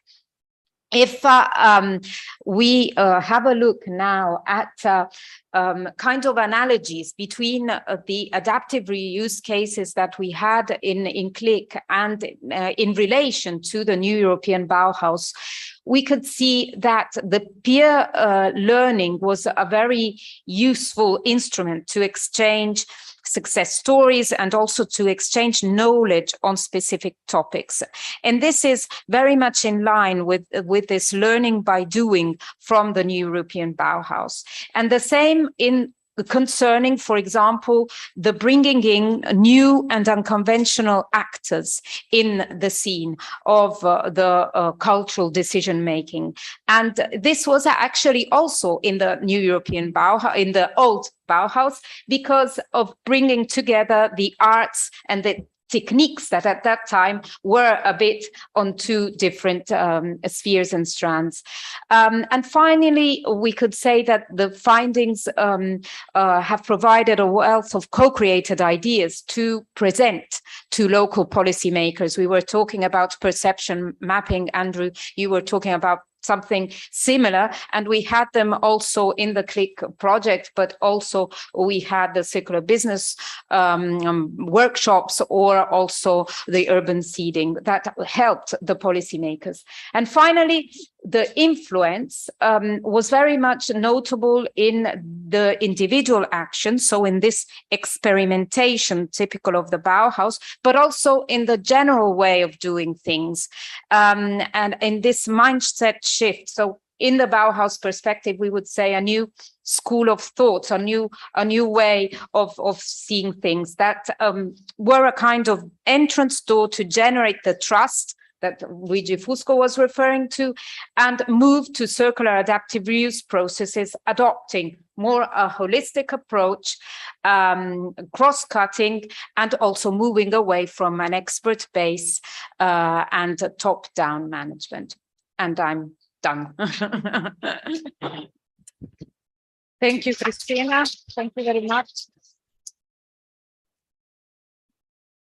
Yeah, it was hard work together with the municipalities, the regions, yes, all the stakeholders in CLIC engaged. So it was really a very good output, I think. And we are working still after the project with the cities and with different actors to implement these action plans that you were talking about. So we hope that the after project will also be successful, as it was the CLIC project as well. So thank you, Cristina. And I would like to give the floor to Anna Domaradzka, who gives a presentation together with Magdalena Roszczynka from the University of Warsaw, Institute for Social Studies, about livability and social sustainability framework for circularity, health and well-being. So Anna, thank you. The floor is yours. While you start, I put the presentation. Hello. So today's work that both me and Magda, who's sitting here, we decided to, it will be shorter when only one of us presents, but it's the work of the whole team that was engaged in CLIC and is still working on those ideas. And I think what really makes CLIC great is that the ideas are living on, and I really hope that we will have a chance to even more systematize and work on honing the tools that we are using. So I would say that it was one of the most inspiring projects in my career in terms of really putting forward, and Luigi infected my mind with the ideas about beauty and interesting value. And now I have to live with it and I have to try to measure it, which is, it's not so easy. So we've been challenged, and I think it was the effects, we are really happy about looking at how we can now use them in other projects. And the new projects that we're working on are not directly connected to the cultural heritage, but to nature-based solutions, which I think are complementary completely. So I would now think that if we knew more about nature-based solutions, we could bring them back to the cultural heritage sites, and they should work beautifully. I see no conflict here. So we will be talking about two concepts that we think are interesting in terms of measuring the impacts of the interventions. So different urban interventions that may be either connected to culture or to nature, or ideally both. And we will be talking about the impact in terms of circularity, but also health and well-being, which connects very much to the community level that we've been discussing today. Shall I? And this is the result of what I will be talking about today. So what we are trying to do is to create a value-driven, holistic approach to impact assessment that allows us to keep planners accountable to humans and to residents. So we really try to first measure the before and after, but in terms of the human-centered values that are being implemented and the real effects on their well-being.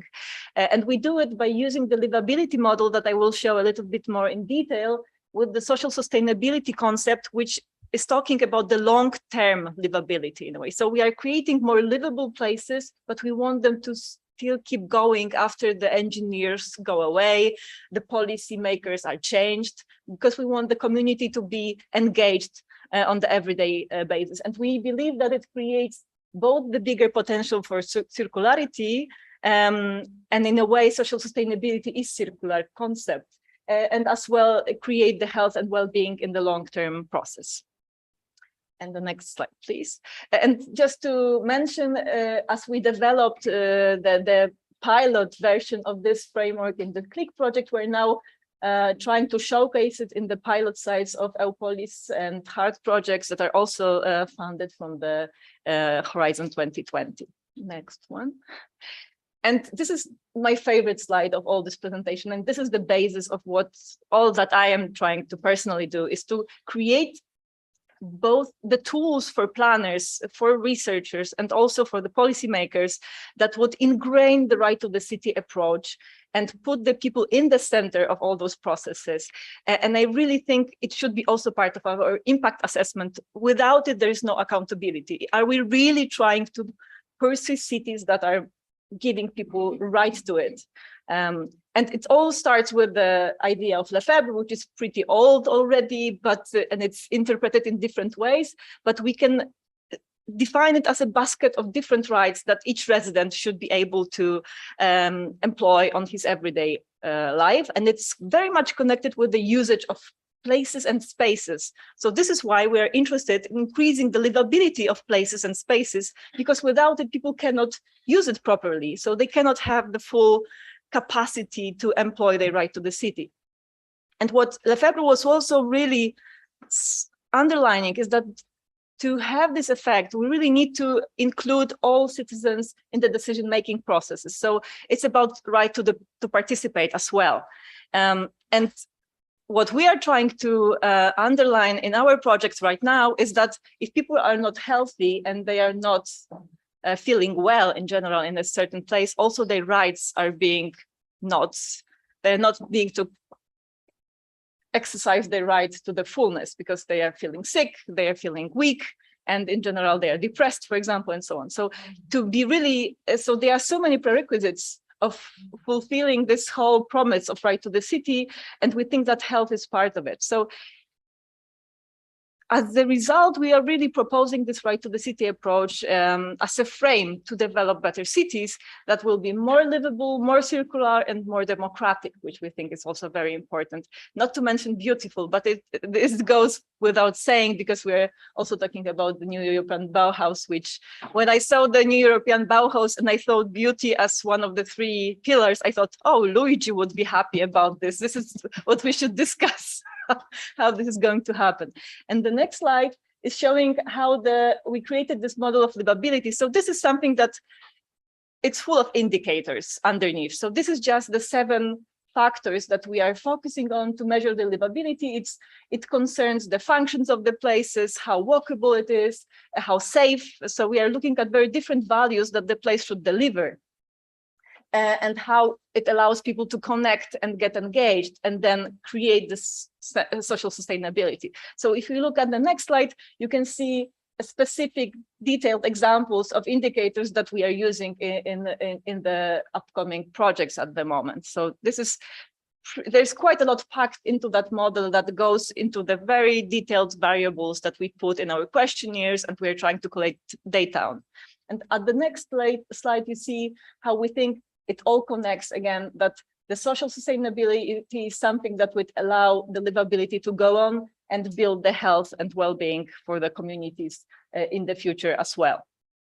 And this connects to the social sustainability concept that I wanted to present in a very short way, which Magda was the leader of this work, and she came up with this interesting work by Massimo and his team that they managed to define the 4 factors of social sustainability that describes how the complex systems become sustainable in time. But we took their work and we tried to put it in the measurements in our research, and what we came up is the next slide, which shows what is the result. It's a social sustainability index that it's more detailed, because we discovered that, for example, trust should be measured in a more detailed way. We cannot talk about one trust. There's trust between different groups that are responsible for different roles in the community. So of course we want to have more knowledge about what is not working in terms of trust, because you can trust your neighbors, but you can be very distrustful toward authorities. This is a typical example, but sometimes it's the other way around. And then we are using this to ask people the right questions, to be able to describe the community and its level of social sustainability, how it looks from the point of view of potential for long-term involvement and actually being able to create places and spaces and adaptive reuse projects. As Cristina presented, one of those came from Poland, and was exactly the situation when the local community had enough of this social sustainability potential to keep it going, and then the local authorities took over and take care of it in the years to come. But this was only because people really cared. They had different skills, they have capacity for self-organization, they were willing to learn, and they had shared values. So this is all that we think are very important aspects of what makes some communities a better location for this type of projects. But we also think that means that in all the communities which are not so high on this social sustainability, we can increase it by very specific interventions, by educational activities, by creating spaces that will increase it, because people will have a chance to self-organize, they will have a chance to meet each other and generate trust. So we think it's not only a given, but it's something that we can work on in the future. And the last slide is relating our work to the new European Bauhaus and those 3 main pillars that we think are a great start to also connect our model to what is going to be happening in Europe in the next years.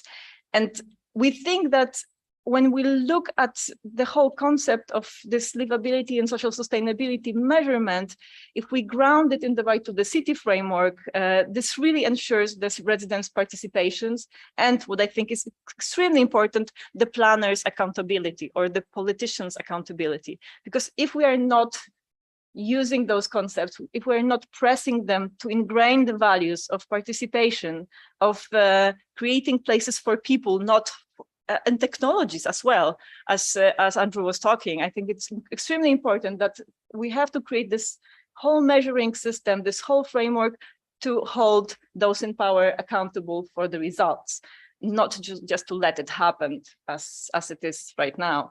And so we think that the livability model, this pre and post testing, and increasing our measuring capacity in terms of how we look at the social sustainability, is a very important tool to make this happen. And yes, just to summarize, the right to the city framework should help us safeguard the community and residents' interest. And it also is very good in empowering people, because I came with this framework because I'm working with urban movements, and they were the ones that brought this concept into the urban policies in Poland, for example. So it was not coming from the top down, it was coming from the grassroots. And I think this, the success of urban movements in Poland also shows how powerful this type of slogan or umbrella concept can be, because it allows us to put a lot of values and explain how those values are important for the residents. And then we have those two frameworks that allows us just to create specific tools and then model them and compare the pre and post to be sure that we are going in the right direction. Thank you.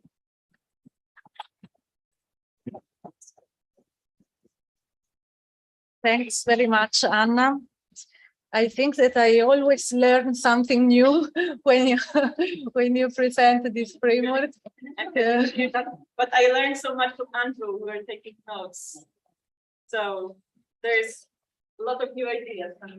Thank you very much. So it's really interesting to see how all the results of the European projects really go also into the direction of the new European Bauhaus, which is really focusing also on the participation aspect and on sustainability and beauty. So which is the role of beauty? This is what we want to discuss today. So now let me give the floor to the next speakers.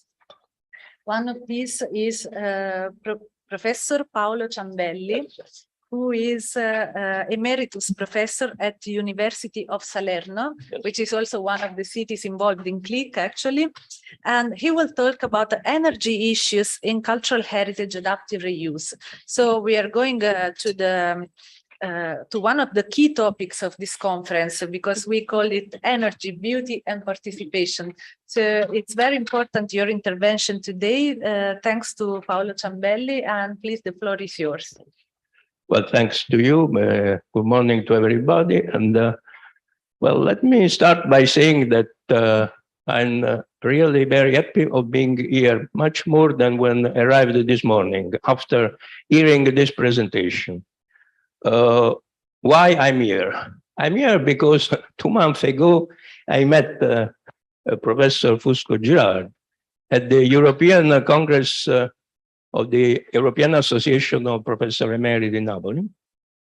I had a presentation on hydrogen economy. So he asked some questions, and then we discussed, and then also imagining some potential cooperation. And after 2 days, he sent me an email, told me, "Are you available for a 10-minute speech in this next meeting?" No. And then, well, I accepted, and then started to study, because I'm really external to your community. So a few words for myself, about myself. Well, my background is chemical engineering. As you can see, an old professor, because I graduated at the University of Naples in 1970, so 52 years ago. Then I stayed 20 years at the University of Naples at the Faculty of Sciences. Very important for the mark of multidisciplinarity, which accompanied my career. And then 25 years at the University of Salerno, and again, Faculty of Engineering. I retired about 6 years ago. And in the last years of my service at the University of Salerno, we approached the so-called third mission of the university. So technological transfer and so on. We founded about 10 years ago a spin-off, then a startup, now micro company, which is mostly a consultant service of energy process materials. And well, this is also the driving force for participating to this meeting. Let me thanks very much, Dr. Potts, for your introduction, because my first slide was concerning the carbon dioxide emission, yearly emission, also distributed from countries. This is from energy and cement production. What of the sector much energy intensive polluting with respect, not polluting, but with respect to the emission. And you can see also the comparison between different states, different regions, because the problem is a planetary problem. But obviously, with reference to continent areas or nation, the situation is rather different. Yes, thank you. So, and then one of the reasons for this talk is the climate change and the environmental degradation, the challenge of this. The recent report from IPCC and the Lancet about also the effect on health of person is a red button. Let me say, we are having the red button following Lancet. So are necessary immediate actions, as you know. The final goal will be 2050 for so-called zero net emission. And with respect to energy, the decarbonization of the energy is the road to be taken. Obviously, this also concerns the reality of the building sector. There are some data about the energy consumption, the greenhouse emission, also the low efficiency of the building, and also the very small frequency in renovation of that. In Europe, this framework for action on cultural heritage is a main reference, and obviously you can find the adaptive reuse of heritage buildings, which is also the subject of this conference, of this meeting. Next, yes. So the challenge of that objective also is to reaching the energy goal, but preserving the heritage value and achieving a sustainable development. There are a lot. Oh, when I told I studied, because obviously apart my background and experience, I had to invest to study, starting from the literature about your community or your world. Let me say. So, in my opinion, some comments some of that you can find too much known for you, but. Take this as a comment from the exterior, even because you know that in many cases from the exterior you can see something which is no more visible from people which are inside. So from my point of view, which are the instruments you have? You have a lot of instruments. You have to analyze, first of all, the value of the heritage, but you can represent the digitally building. You have a lot of technique for diagnosis. You have all the energetic technologies available. You have modeling, also this evolution from static to dynamic one in the last year. There is also some indication about approaching this, very popular now, the big data, artificial intelligence. I don't know really is the data available are big or not. There is number, yes, but I'm not sure about the quality of data. But it could be one of the subject to be investigated. If not, we have also a lot of some decision-making tools. And the last one, last but not least, is also the approach of life cycle analysis, which started really a lot of years ago, also in the framework of chemical engineering. My comment, final comment, that looking at this situation, my conclusion is that multidisciplinarity is the winning approach. Oh, the cash because you need for big data and artificial data, you have a very high excitation, especially for the application. Every subject, it seems that by applying this method, you have solved all the problems of the world. You must be cautious, and especially for in the field of medicine. Now you are able, looking at the radiography. No, these are two differences. One is big data and the use of the intelligent artificial with all the perplexity of limitation. Now people don't look limitation on this approach. The other one, LCA. LCA, why? Why caution? Because it's an instrument. And that you can use LCA and reach different conclusion if you use in one way or another one. So you will be very cautious about this because because the conclusion are important and so on. Yes. So which is the approach I decided to support that? Which is the expectation with respect to the building sector concerning the energy consumption from now to 2020 to 2050, the final goal.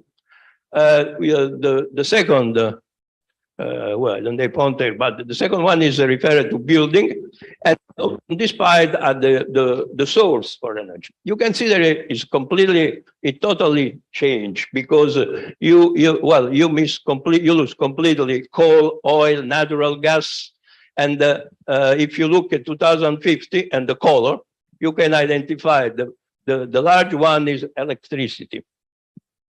The second one is sorry, is heat, and there is also some space in hydrogen.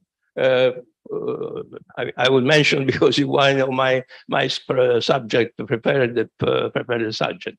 You have also biomass and the heat, obviously. In this final, let me say, obviously this is an expectation on a provision is made by McKinsey Institute, so you can also find different. But I think the trend is not too much different from other approach. So apart of this, so how you can reach this goal? Obviously, with respect to energy, you must consider generation, performance, efficiency, and management are all related to it.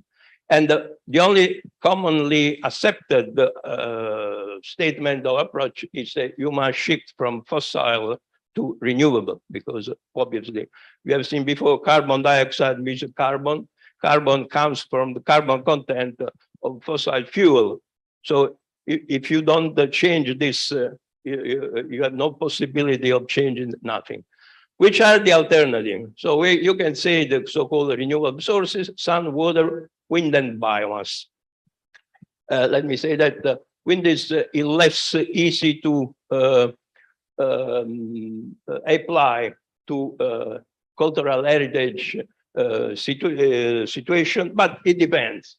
If you look in the building is much different, but the open space or other larger community, you can also think about this. And the wind is much diffuses now, is much efficient with respect also to sun and other techniques.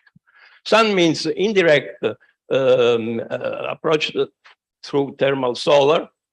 Well, you heat something, some liquid, and then you can use that for heating or reaching the temperature for producing steam and then energy.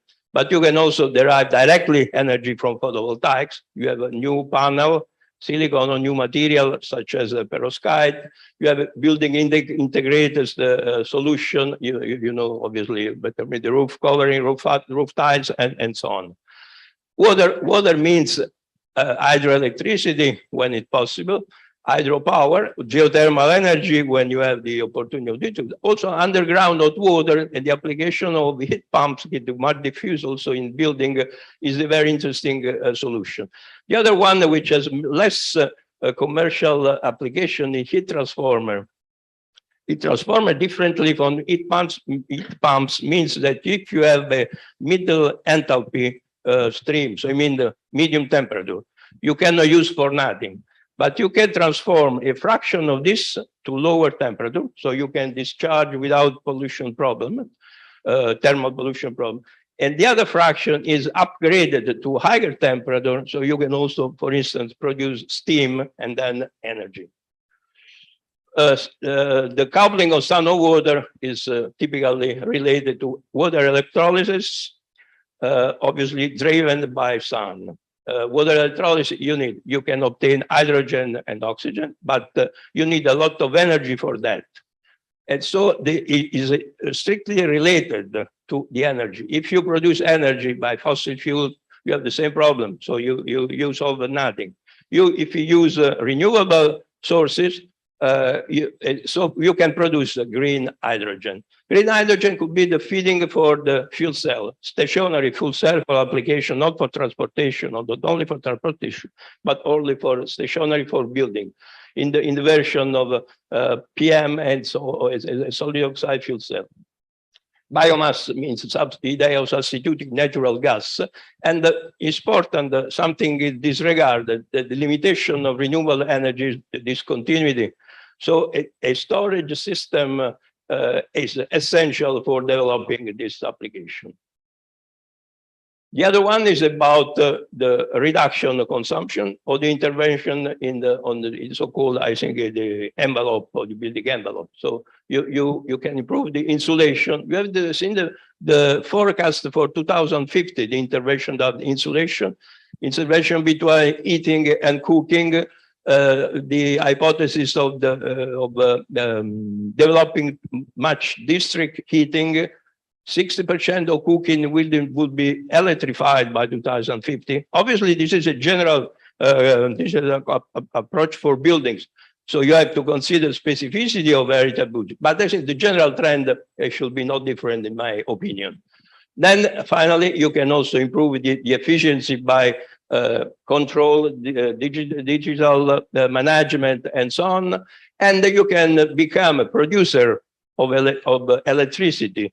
Not only consumer, so making relation with grid and changing, and then also a comeback from the point of view of the economy and financing. Well, no, this is an example of next one. Yeah. The much changing is, if you see the data concerning the use of a heat pump in this. In the building, so we can use otherwise. Yes. So the other one is the reference to the project mentioned. I discovered because I'm hosted from the Ebris Foundation, but I didn't know about this project. Antonia is a coordinator and so that. And so this is the reusing of the also mentioned Edifici Mondo. We're changing and reusing for having. Research, innovation, technology transfer, incubation, and so on. I've seen the project is very, very nice. The solution expected in 2050 by this forecast, I refound in the project concerning the pump, concerning the roof tile for photovoltaic. The only difference is that each building is independently considered instead of having a coordinated, integrated approach. And last about the project, you can see the place, the roof, the sensor, also water are treated and recovered. So I think it's very good project. I hope it will be financed. Finito? Conclusion. Well, I don't know if our conclusion of issues to be discussed, I hope discussed with you, I don't know today or when in the future. So the situation is very bad. As was mentioned, we have come back to pre-COVID level of emission. Also coal and natural gas in some countries, coal especially in China. What will be the Ukraine effect on this? The only thing that is accepted, as you told, is the renewable energies reference is mandatory. Don't forgetting the storage system. The role of historic building is perhaps limited, but is congruent for all the other thing. The reference are roadmaps for building in general. I was thinking, why do not promote a study concerning specifically the heritage building and try to make expectation in the scenario of 2030 or 50? So it's a proposal. In principle, all technology will be adapted, but obviously you have analyzed the non-technological aspect, because I reached the conclusion that the building must be treated as in medicine, precision medicine, on agriculture, precision medicine, as a precision retrofit, as a personalized approach. last slide, sorry for time. Those other governments, I read from the literature. There are obviously a lot of legislation at European level, but in many cases, you know, the buildings are excluded from this legislation concerning energy performance. Italy have guidelines, you know, that I think the main problem of Italy for all sectors is the problem of timing of authorization. Unfortunately, there is recognized the necessity of standardization for residential building in the regulation. Reuse of building require a multidisciplinary, internationally collaborative research and innovation approach. And the final, I also heard about this, I'm pleased with this conclusion, that there is a growing focus on the social agenda associated with the energy transition. The novel vision of World Energy Council last month ago was humanizing energy. So the conclusion could be heritage communities together with energy communities for participated decision. Thank you. Sorry, perhaps for it longer. Thank you very much.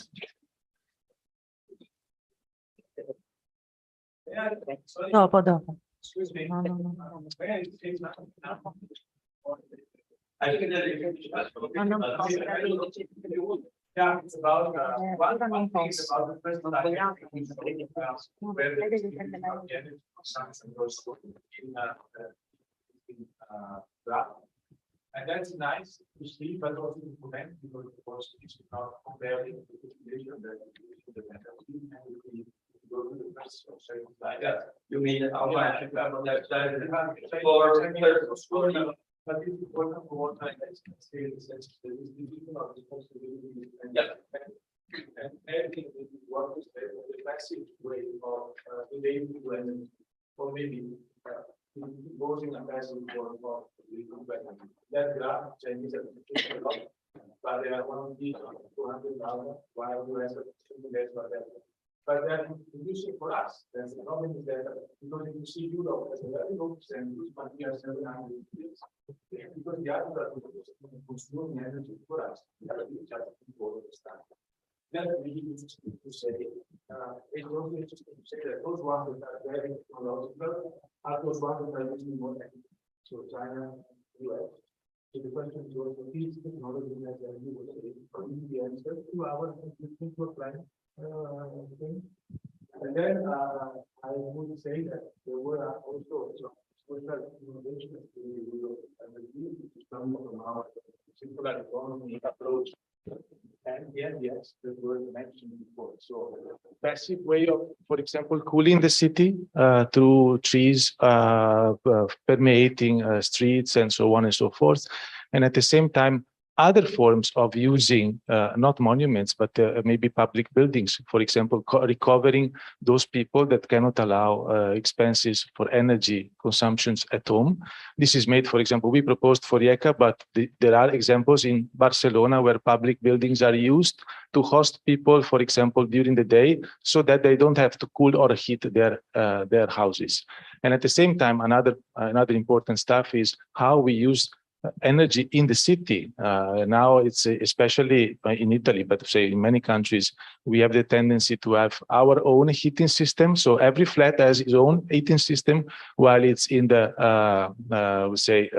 in the practice of architects, is well known that having common is much more efficient and in general. So we lost this. And at the same time, we are not used to cool or heat the building at the same time. For all the flats. So this means that we have different layers of cooling and heating, which is a lot of dispersion. So I'm really wondering if we can just stay on them in the generic figures, or as professionals, we have to also impose other forms of relating to energy that are also in adaptation. So we have to adapt to the buildings. So this means that we should not have maybe 25 degrees or 23 degrees in summertime and 23 degrees in wintertime. Maybe we can cope with one t-shirt more and we stay with 19.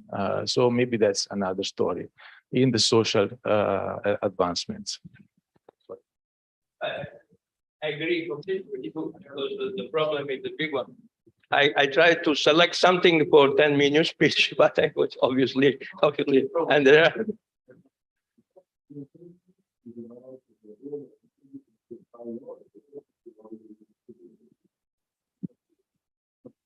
Well, there are, but let me say, there are some concrete facts you cannot ignore. If you don't use technology, you don't solve the problem. Apart how much carbon dioxide is emitted from one person in respect with another one, which the problem is planetary. The concentration increases. So you can also control this aspect, but you must have instrument for fighting this. And the principal instrument is technology. And in most cases, in about 80% of cases, you just have technologies. You don't use because if you look at the economy, they are more expensive. But how much is important? The cost is how much is important. The rest also you mentioned it. So obviously, but we could discuss for several days on that, obviously. But I agree with your general comment. Thank you. Thank you very much for this discussion. So it's a very interesting topic. I see the atmosphere is becoming hot. So now I would like to give the floor to Cristiana Parisi, who comes from the Copenhagen Business School and who is the coordinator of a large Horizon 2020 project, which is called REFLOW, and it is about circular cities. So how cities can transition and adopt this model of the circular economy. So her presentation is about measuring the social impact of circular economy interventions at the urban level, evidence from the REFLOW project. So Cristiana, the floor is yours. Thank you so much. Thank you for having me and for inviting me. It's a pleasure to be here with you and actually to bring, talking about interdisciplinary, to bring a different perspective to the table. Actually, in my slides, I have a very brief bio because I'm really basically an outsider, as many of us actually I understood. I come from the accounting field, and especially I'm a certified public accountant, but I'm also an associate professor in management control and accounting, with a specific focus on social and environmental accounting performance measurement. So this has been my research all over the years. And I think that when I became, sorry, the coordinator of the REFLOW project in 2019, I brought my my expertise within the project itself, bringing stemming from what actually Andrew said before, that circular economy cannot only focus on the environmental side, while regarding the social element of the whole big picture in that sense.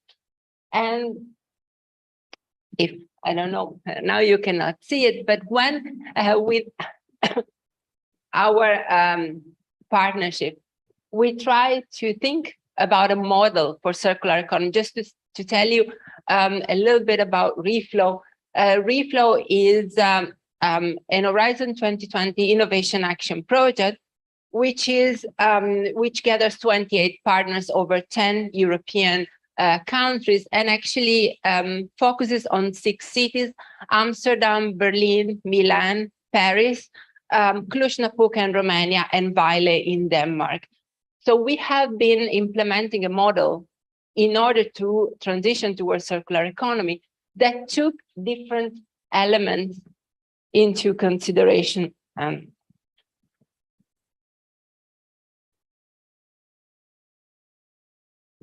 when actually you'll be able to see the model, you will see that we started with the idea of a few so-called building blocks. So we had a few elements that we thought relevant for cities to transition towards circular economy. As CBS within my research team, our focus was, of course, within performance measurement. On the one hand, the ongoing performance measurement, and on the other hand, the impact assessment, which is the next post assessment of the implementation, the results of the implementation of the circular economy interventions that we had at city level. And you can go to the next slide. Yeah, here is the model I was talking about. That's wonderful. And the so-called building blocks are the one that you maybe are able to see in green there.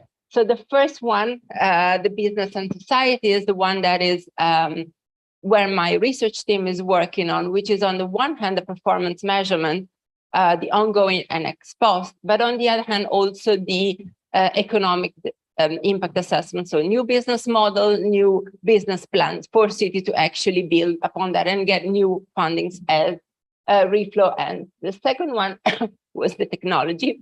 So some of our partners build, build a blockchain technology to connect the whole, all the actors within the value chain within different cities in order to facilitate and to create trust. This trust is also something that Luigi Fusco mentioned between the various actors within the value chain. And this is not a given in that sense. The third part is the environmental part, where we have environmental assessment, both ongoing and ex post with life cycle assessment. Then we have governance models, because of course cities have different models, and different governance models can facilitate or hinder the transition towards circular economy. This is what we mentioned. Then we have capacity building and communication. So those were our building blocks. And you see, the cities are at the heart of our system. And within each city, we had the municipalities, small and medium-sized enterprise maker spaces, fab labs. They're actually the driver, the creating drivers behind the transition itself. And then we have different actors there. But when we try to actually model the way we think circular economy, social value was actually clearly the overarching idea behind our model.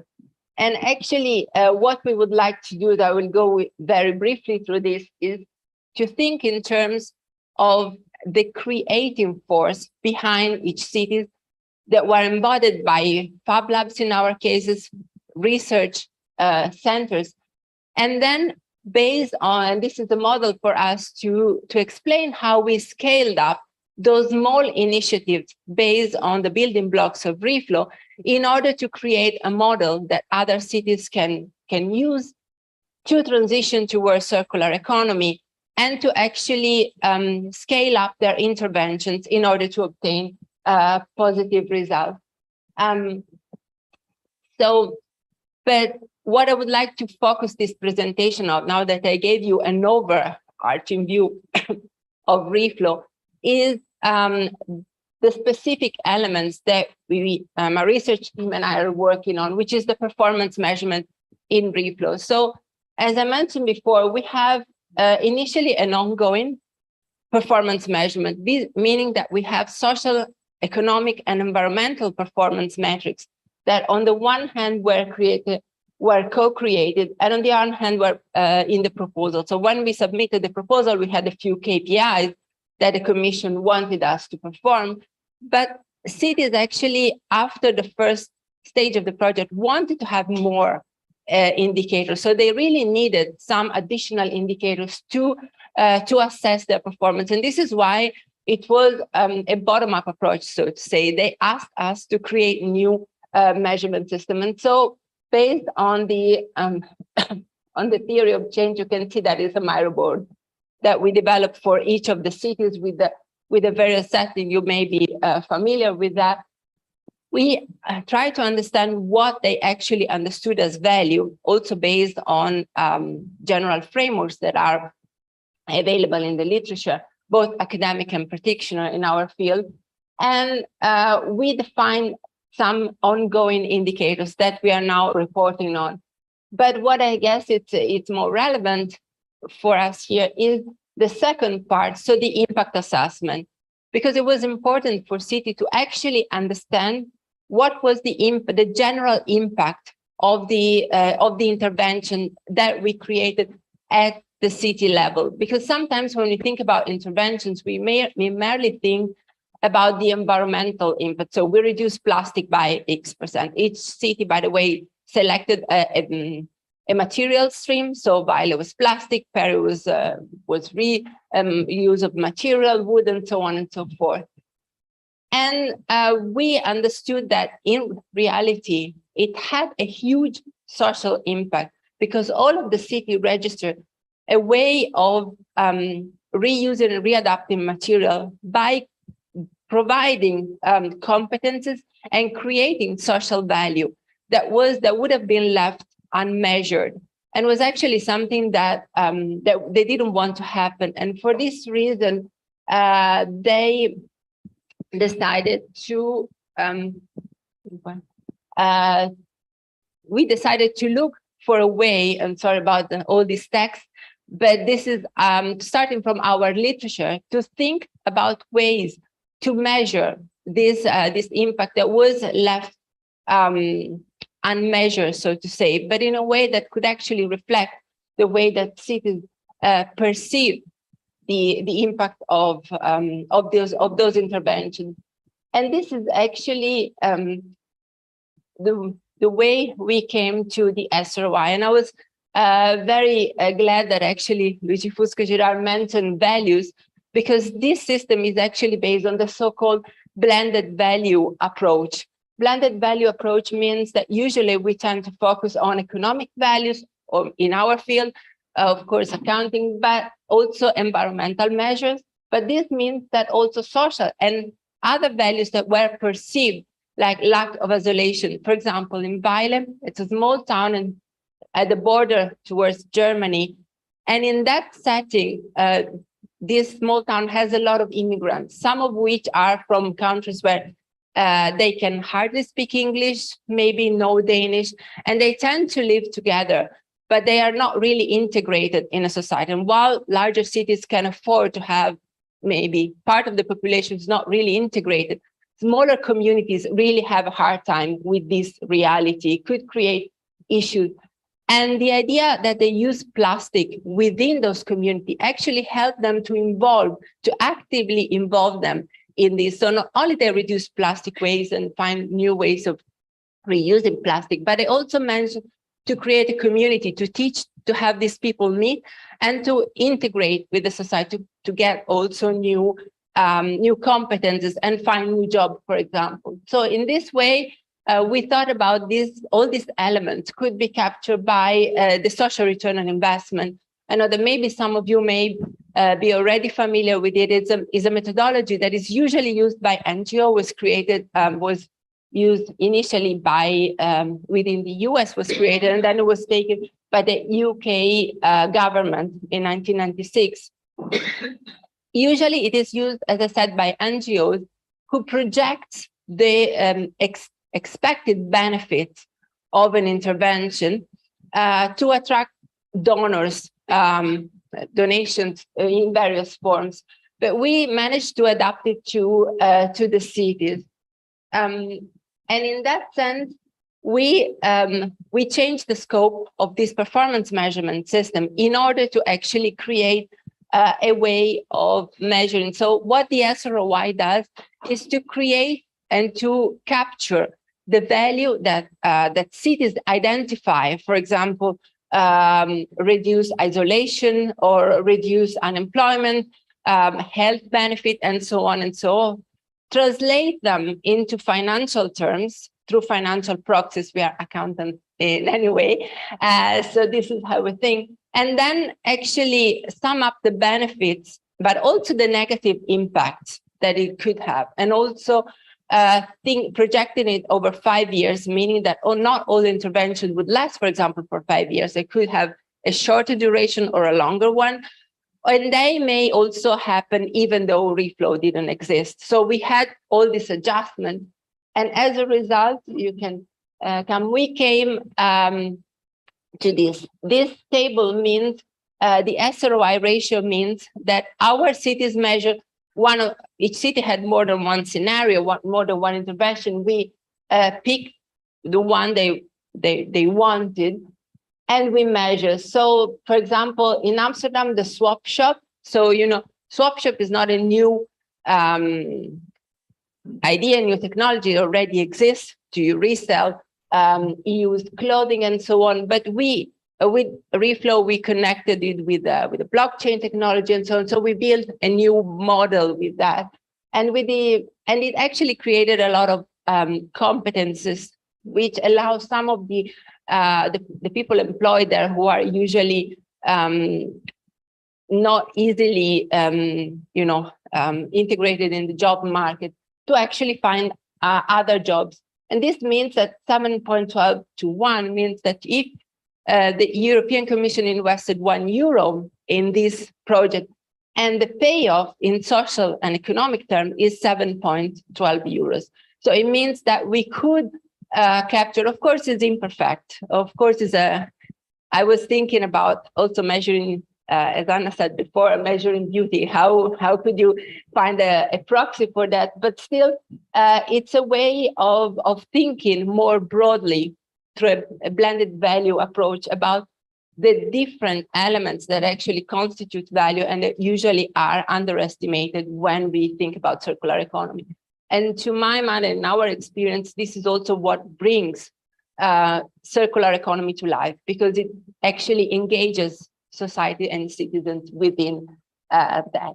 So thank you so much for this. And for those of you who are academics, just a link, I'm leading a special issue on circular cities. So if you're interested, it's an accounting, auditing, and accountability journal. So just for you, if you're interested, the deadline is end of September. So you're welcome to write to me. Thank you so much. Thank you very much, Cristiana. This was really very, very interesting. And I think we had the same topics or similar topics about assessing, measuring the social value of cultural heritage in our sense, adaptive reuse. So there is a big question, can everything be measured or can everything be translated into financial terms? Perhaps not, but it's really interesting to see how you manage to translate all these indicators into financial terms, which is really useful also for the financing aspect and investors and so on. So I'm very curious to see the results of your publications, your reports. So thank you also for sharing the website of the project, in which I think is everything published. Thank you so much. I think it's always, I find multidisciplinary here especially relevant because you have elements and dimensions that maybe it's harder for us to capture. It's really interesting to confront ourselves and to collaborate on that. And I guess that this is the future, and this is what can actually help us grow and support the transition towards circular economy. So thank you so much. Thank you very much.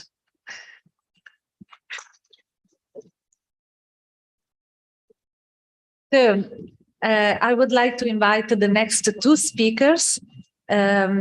So we are running a little bit out of time, as you see from the program, but we don't want absolutely to cut important presentations. So we will shorten a little bit the break, perhaps if you agree. Let me invite Hanna Sesmo, I hope you have pronounced it well, from the Metropolitan Research Institute. She's the coordinator of Horizon 2020 Open Heritage Project. This is a project that is kind of a sister project of CLIC, actually, because we were under the same call for proposals. And it is also focused as CLIC on cultural heritage adaptive reuse and innovative governance business models for developing these heritage sites. So Hanna will talk about human and community-centered adaptive reuse, where its strengths lie and what is unrealistic to expect. So again, a promising title. We're very curious to know about the Open Heritage Project. So thank you, Hanna, and I put the presentation there. Thank you, because I actually don't have presentation printouts, so I really need them. So thank you, Antonia, very much for the invitation, and it's a pleasure really being here. My name is Hanna Semzer. I'm from Budapest, Hungary, and I'm a sociologist. And as Antonia said, I'm the coordinator of Open Heritage. This sister project issue is something that I really like in EU pilots. I think we have, over the years, we have collaborated quite a lot with CLIC on smaller and bigger events. So it's, again, it's a pleasure to be here. You can go to the next one. Sorry, and I know it's very old-fashioned, but I will keep telling you when you need to change. While preparing for this conference and while having a small conversation with Antonia, I was really thinking a lot, really what to focus on. Participation was something that was a very logical choice, especially that in Open Heritage, we really work on marginalized areas, marginalized either in a social or in a geographical sense, or both. That's also a possibility. Working on finding sustainable management models that are supported by the community and where local initiatives are key protagonists and players. But please allow me, so this is how we came up with the title, actually, but please allow me to be also a bit of pessimistic. I'm Hungarian. I'm Eastern European, so I'm allowed to be a bit more pessimistic, because I think participation, which is super welcome, and communities which are super welcome, and as we have heard over and over again this morning, they could be the solution to many of our problems. It can be inherently undemocratic and very difficult to do it right. I don't have the answers, but I do have some questions after almost 4 years of Open Heritage. And this is something that I will talk about, both the good and the bad, so a bit becoming the devil's advocate. You can go next one. This is for the Polish colleagues, the picture might be known. This is actually a place in Warsaw, in the Praga district. And this is a small but unused bakery site that one of the project teams in Open Heritage is working on. So they are trying to find a new space with the help of the community. They are people from the Warsaw School of Economics, so they have been in connection with a lot of designers and also partially with the community living here. But whenever we work, I adapted human-centered, also following up a bit what CLIC has been doing on, but this is something that we have been grappling with. So what is adaptive heritage reuse? This is something that has been quite central to Open Heritage, because it's such a broad category. You can work on buildings like this, in a small bakery, but theoretically, you can have a giant repurposing of a former factory that's all business-driven, and and then they open up a new hotel there. This is just an example. But the bottom line is that there are very different approaches and very different models. So being European funded, we actually went for this participatory adaptive heritage removal, which I think is very similar to human-centered. So what is human-centered adaptive heritage reuse? This is definitely something that's participatory, and it has a very strong local focus involving people and local resources, and hopefully, but there can be question marks, contributing to local economy. At least this is something that we are working on. But again, the devil's advocate, it might not. Sometimes big projects contribute more to local economies. Just always keep in mind this one. But I think when we talk about human-centered, it also means small scale. So this is something that I will return to later on. When we talk about communities and local, we also need to think about scale. Certain things are achievable in small scale, but certain things are definitely not. This is my colleagues, mostly at the Newcastle, under the leadership of Loes Veldpaus and the Newcastle University. We're working on, what are these conditions we have all been working on? This is what Cristina was also mentioning, that facilitate adaptive heritage reuse, that facilitate human and human-centered or adaptive heritage reuse. We looked at, the planning and the governance and the financial issues, because that has been this is a cross-cutting institutional surroundings that all either can block or support reuse. They differentiate between like 3 existing models in Europe, keeping in mind that there is, of course, this is a continuum. So countries can move back and forth, and that And also, it's we made differences because there is, of course, where adaptive heritage reuse, how we understood it, is facilitated, common. Don't be surprised, it's Sweden, Netherlands, UK. There are countries where adaptive heritage reuse is established as a practice, but somehow the regulatory framework can be still a bit rigid. Most other countries belong here, and where this participatory adaptive heritage reuse is difficult. That's again typically the new EU countries, the former socialist one. But actually, if you look at many of the Polish examples that they looked at, or for the Slovakian ones, were tending to category 2. So again, it's an influx. And whereas German and Austrian examples were tending somewhere between category 1 and 2, as the system seemed to be relatively rigid, but they had a lot of money to spend, and that also helps. So what are the success prerequisites? I just mentioned that you do need a very good institutional regulatory support, a very good legal background.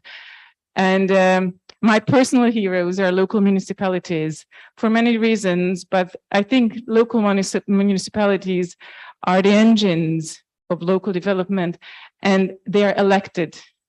They don't have the democratic deficit that many of the local initiatives can have. It's not necessary, but can have it again. Generous funding, we keep going back. Funding is important. It can be national, regional, local, but also private and crowdfunding. There is what I would call a geographic, there's, I don't know, overdependence, maybe I can say that, but in countries where there is generous public funding, you typically have generous private and personal crowdfunding as well, whereas typically the further east you go, and as public funding is reduced, you tend to have private funding reduced as well. So instead of compensating these things, they tend to strengthen each other. This is something we need to think about. And flexibility, that's a key word. This is actually, I wrote even an article on that once. Yeah, so I will be very brief because I know that's me and Cristiana separating you from your break. So what are these advantages? You can say that, I mean, this is something I will be very quick on because we have heard so much about this in this morning. We have been talking about the advantages of participatory adaptive reuse, but one that's something that I think we haven't mentioned, that it discovers. It really puts sites on the maps that have not been there before. And this is in the age of over-tourism. It's very important. You can have spillover people, you can have people visiting sites if you help these sites to be discovered. You probably won't get people who would visit the main sites of Paris, Rome, or Budapest, but you can have local tourists there. This is a site in all the cases. The pictures are from Open Heritage, and at the end, I will show you. You will have lots of videos and lots of very interesting materials, but I don't have time to get in it. But this is actually a private biofarm where they have goats in the outskirts of Budapest.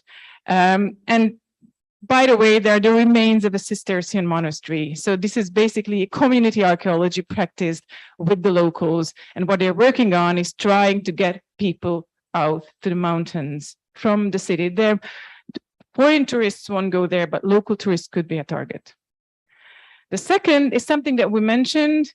This type of small-scale development connects to the local economy. This is the before and after pictures of High Street in Sunderland. This is a small town outside of Newcastle. And basically, I really recommend everyone to look into the funding schemes they have with the help of Historic England in the UK, because it's something that centrally managed but really supports local development. And this is our lab in Sunderland really uses this kind of funding. So it's managed by an independent charity organization.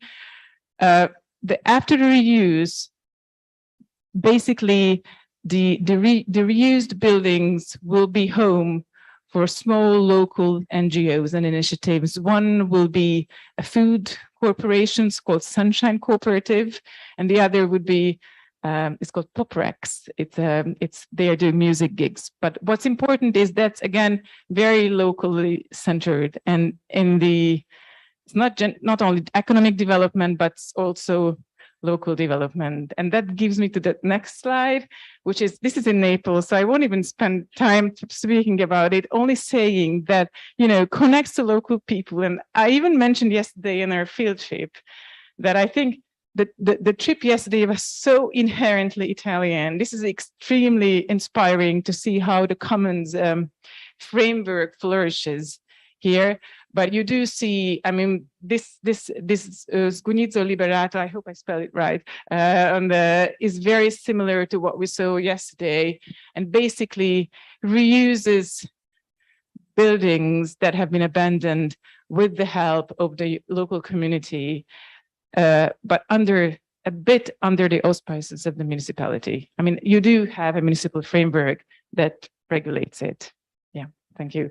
And this is the last thing, and this is the only one but that you don't find on our webpage, because it's in Ghent, where we visited for a meeting, but it's not an open heritage case study. But something that, another aspect that I kept thinking, we talked a lot about beauty, how to capture it. This is something else that cannot be captured. I think local, people-centered or participatory adaptive heritage reuse is liberating.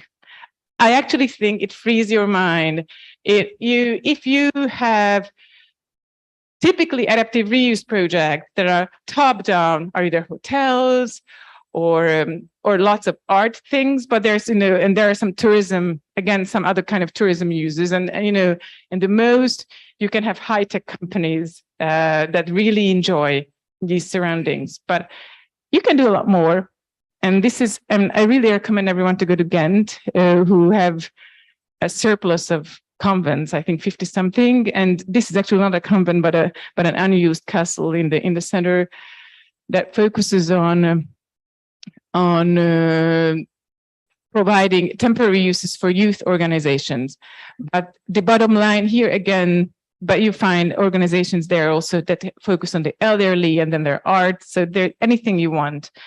There is also a municipal program behind this. So that goes back to my comment that municipalities are the real heroes, I think, behind. You can go.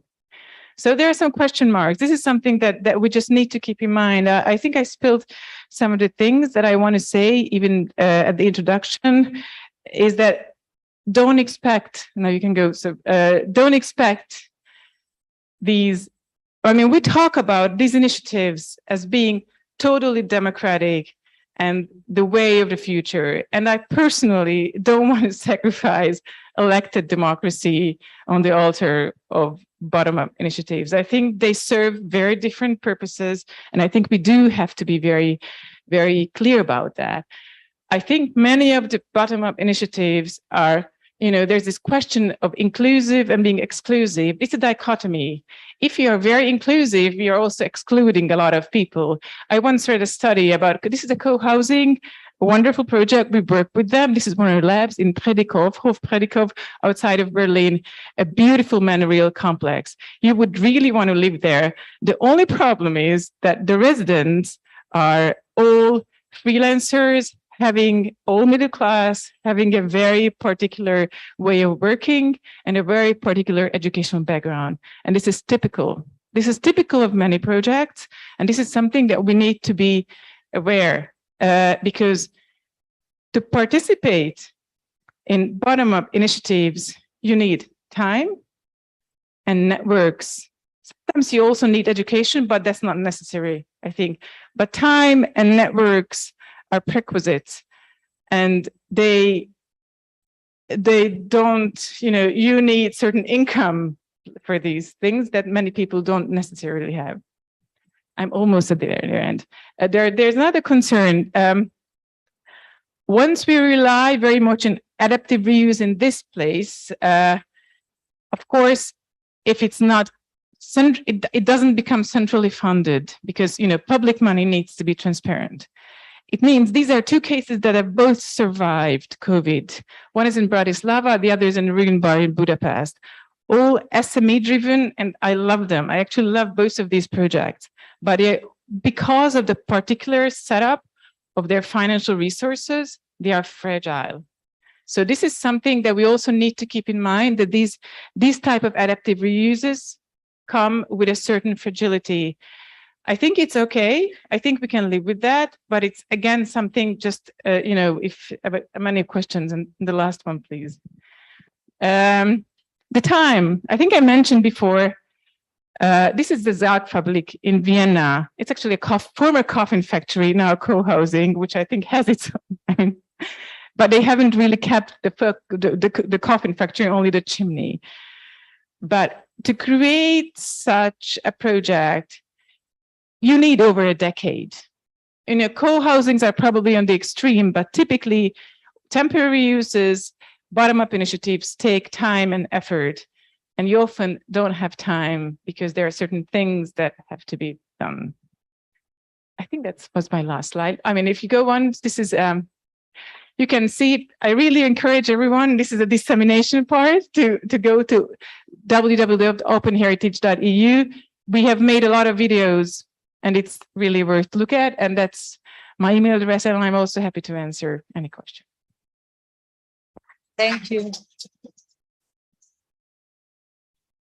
Thank you very much, Hannah. This was, again, very interesting. I think we will have a lot to discuss during the break. So, because now we're really running. So I'm very happy to invite at the table Professor Christian Ost of the ICEC Brussels Management School, and he has also many other roles, so I would need a presentation to present all his roles and projects. So Cristiana was one of the minds in CLIC, and with the ICEC team, he was managing the part about circular business models. So he will talk now about the circular business models to enhance cultural heritage sites from an entrepreneurial perspective, economics of conservation in the times of ecological transition. So it's a very interesting title. Give me just one second to put your slides, and the floor is yours. Thank you very much, Antonia. Thank you, Luigi, again for the invitation. And I must say that you said I was a mind in the consortium. No, in fact, my experience is that in a consortium you need a good cop and bad cop, you see, and the good cops, you get many in conservation field, but when you need a bad cop, you call an economist to come, and then so nobody's perfect, because I'm a cultural economist, and still I must say that Luigi, we were together maybe last century when I chaired the ICOMOS Economics Committee, and so we have some experience, even if we come from the economic side of the game.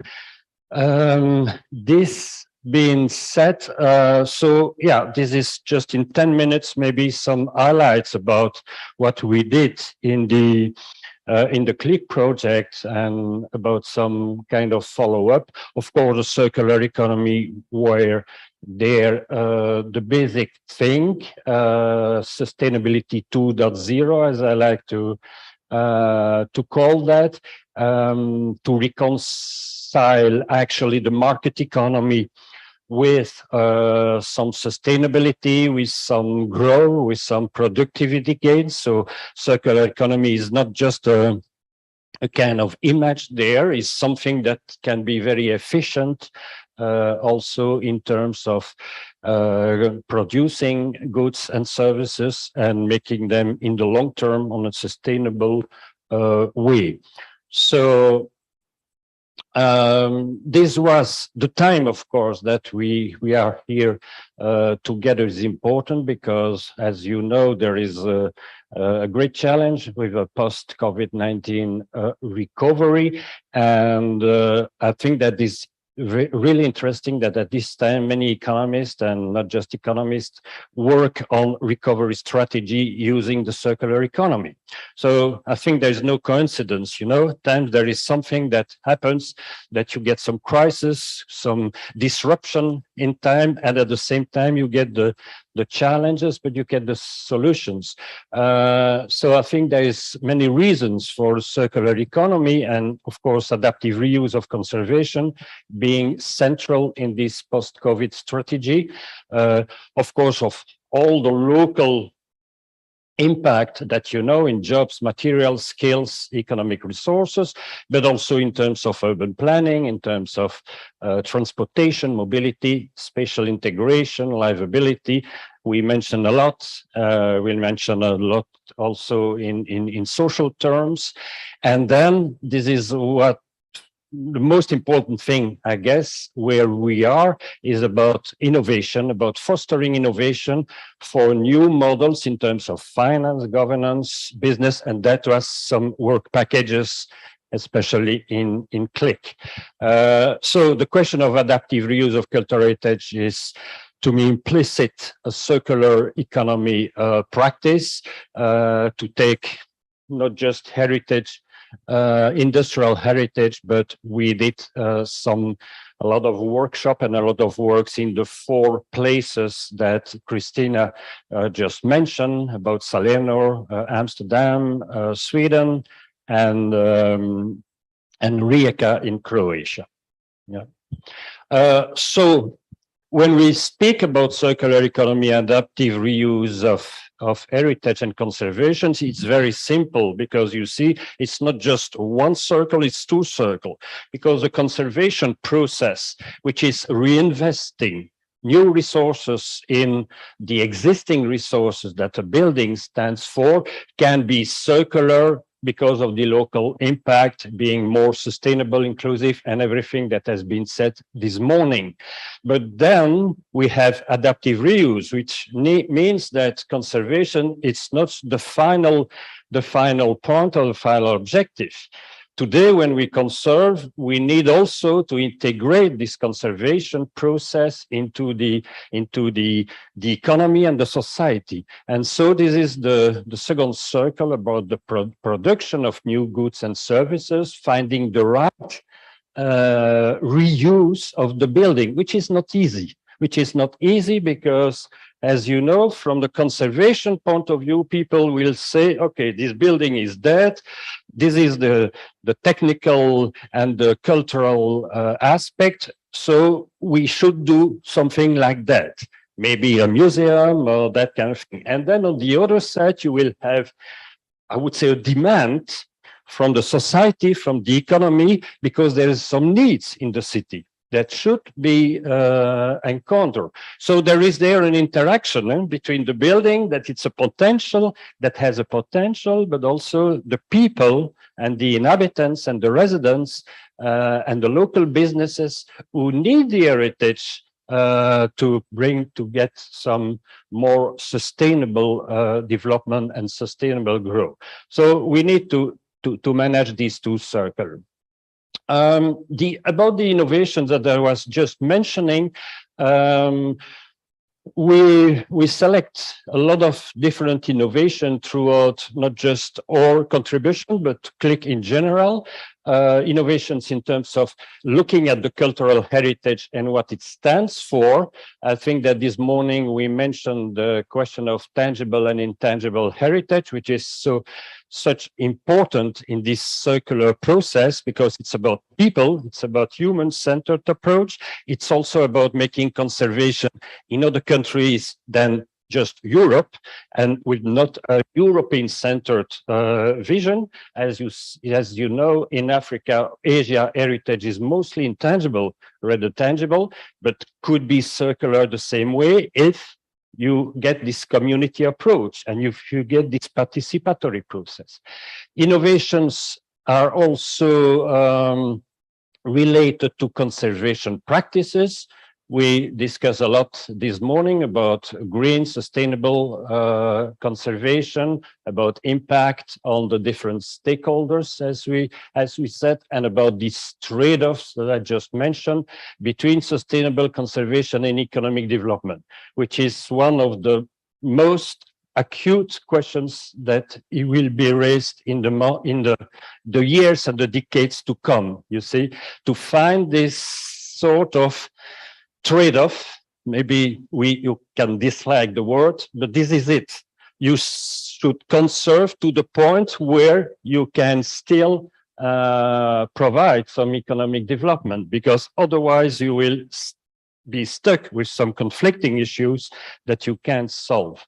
And the participatory approaches, of course, the bottom-up approach that we mentioned. We did a lot of maps in Salerno as well.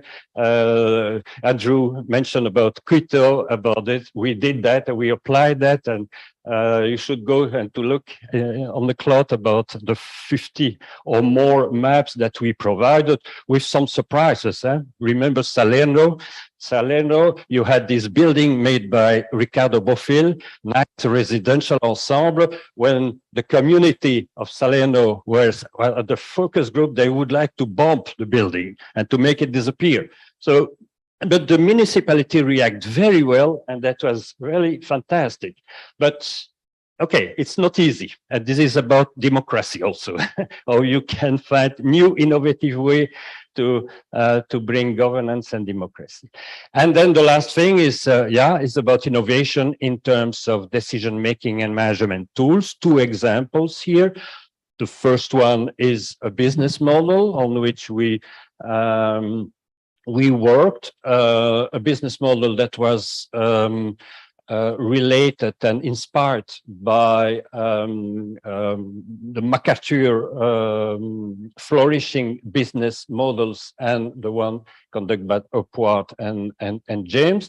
So basically, this may seem a bit intricate, but the business model is just asking the right question to the right people, is to have to test your desirability, your dream, and then to test the viability and the feasibility of your dream. So you get these 4 questions about all the value that can, of course, be related to adaptive reuse of cultural heritage, mostly the cultural values there.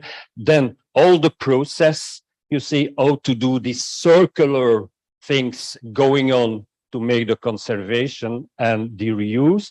The for whom, this is the community approach, how to integrate all the people and the local people in the process. And of course, the why, that's the long-term objective in terms of sustainability. The last slide that I get is about another project that we are now conducting in my business school in Brussels about cultural entrepreneurship. As you know, that was made on the occasion of the International Year of Creative Economy for Sustainable Development. I have just 1 minute to explain this slide, but people who knows me knows that I could speak hours about Schumpeter, because I think that he's really someone that, first that invented the word entrepreneurship, that made an explanation about how the word in the long term were going on in some with cycles and with some disruptions and then ups and downs, if you want, and mainly that innovation and creativity were the really driver of that. So this is exactly what the world needs now, to have this creativity, to have this innovation, which is at the same time a cultural phenomenon and an economic and a managerial phenomenon. This is what important is, and this is what Schumpeter in the 50s, last century, wrote actually, because creativity comes from the artistic world, you see, and creativity today has been enlarged. And I would like just to give an example of the reasoning about bringing this entrepreneurship and innovation together with economic development. If you take Steve Jobs, Steve Jobs is a modern entrepreneur, you know, because he didn't invent anything, contrary to what we believe.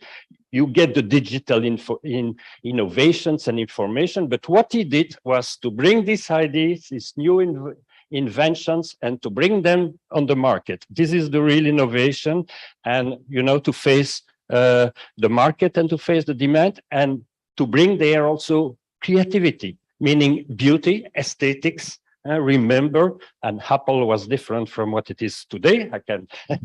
I can tell you, but at the process was there. It's to create something, and that makes, you see, I guess the cultural heritage or urban conservation may be the best field where you can make that.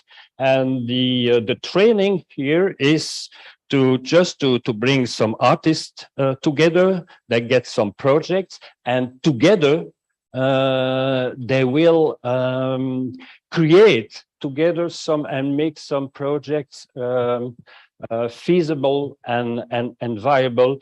And this is the way where I think we can connect again these two different objectives that we get.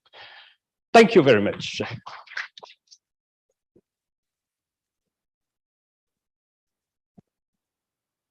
Thank you very much, Cristian. This was again very, very interesting, and it adds a lot also to the CLIC results. And also ICEC is partner of the new project Be.CULTOUR that we will present in the next session. So now, just for organization, as we are completely out of time, let's take 5-10 minutes for the break, and then we come back. We will have a 1-hour session. So I will ask to the next speakers to shorten, if possible. I will be the first. And then we will have the lunch at 2, okay? So thank you. Let's refresh, let's take a break, and we come back in a few minutes.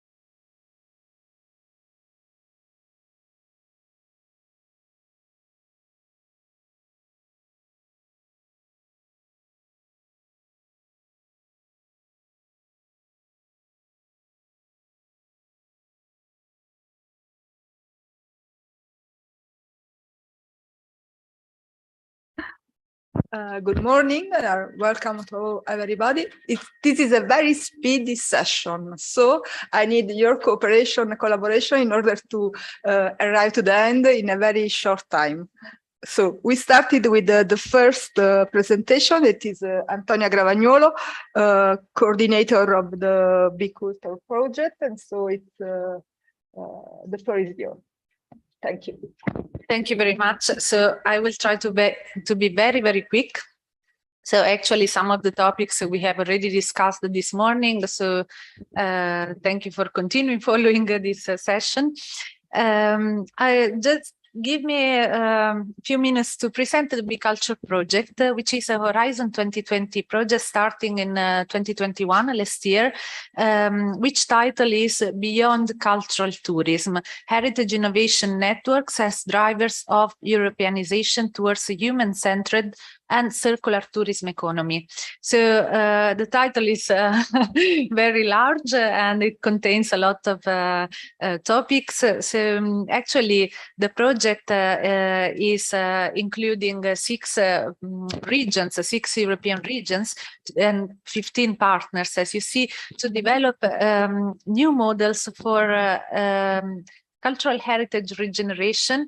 And we are talking here about tangible and intangible cultural heritage as a driver of regional development. So the aim here is to understand the potential of cultural tourism as a means to achieve sustainable development. So the focus is not on tourism itself or on tourism development, but it's on the way, on the other way. See, it's about the role of cultural heritage, which role it can have to drive circular and human-centered development, as we were talking this morning. So the project is actually an experimentation in this sense. There are some keywords that we can highlight, especially entrepreneurship. So I would like to link to the previous presentations and to the CLIC project as well, because this was where all was starting, and Be.CULTURE is a kind of a follow-up also of CLIC, one of the different follow-up that we have. So we're trying to work together with local communities in 6 pilot heritage sites that I will show later, to develop new models of cultural tourism. Some models that can strengthen the role also of local communities to become actors, active part of this regeneration. And I'm very happy also to hear about the next presentations, as there will be some good examples and I would say best practices of these possibilities of how cultural heritage regeneration can be developed in a circular and a human-centered way. So we target here in the Be.CULTURE project deprived, remote, peripheral or deindustrialized areas or cultural landscapes, building heritage innovation networks. So going into the direction of the circular development.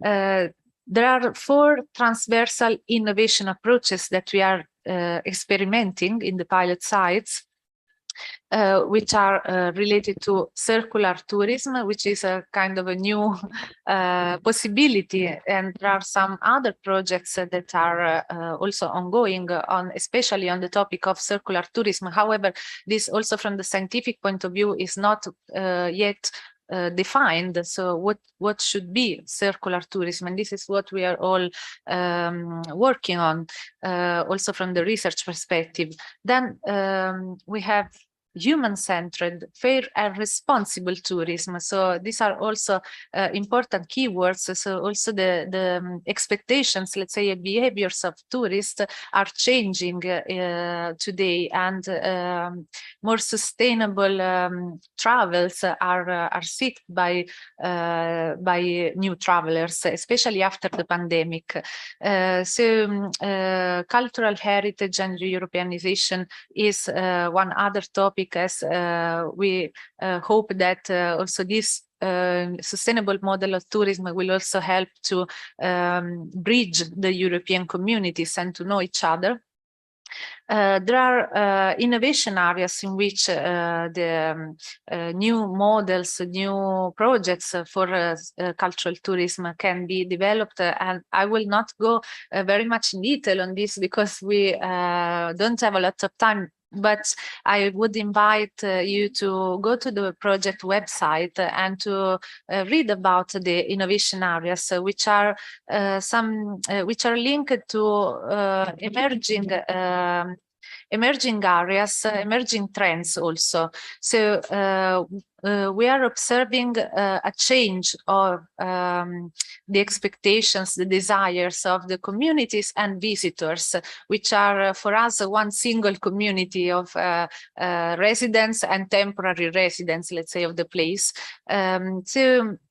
The trends that we are observing are also changing the way in which tourism is developed today. So we are seeing after the pandemic a focus on proximity travels, as it was emerging really during these last 2 years, remote working destinations, which can become a new opportunity for remote areas, for rural areas, for less known heritage sites, as well as a transformative travel. So we are talking about a travel that has also an educational meaning, let's say, and which gives you something more than just looking at the heritage, at the places, but really getting into relationship with the communities and with the heritage, tangible and also intangible. So also the traditions, the beliefs, and all the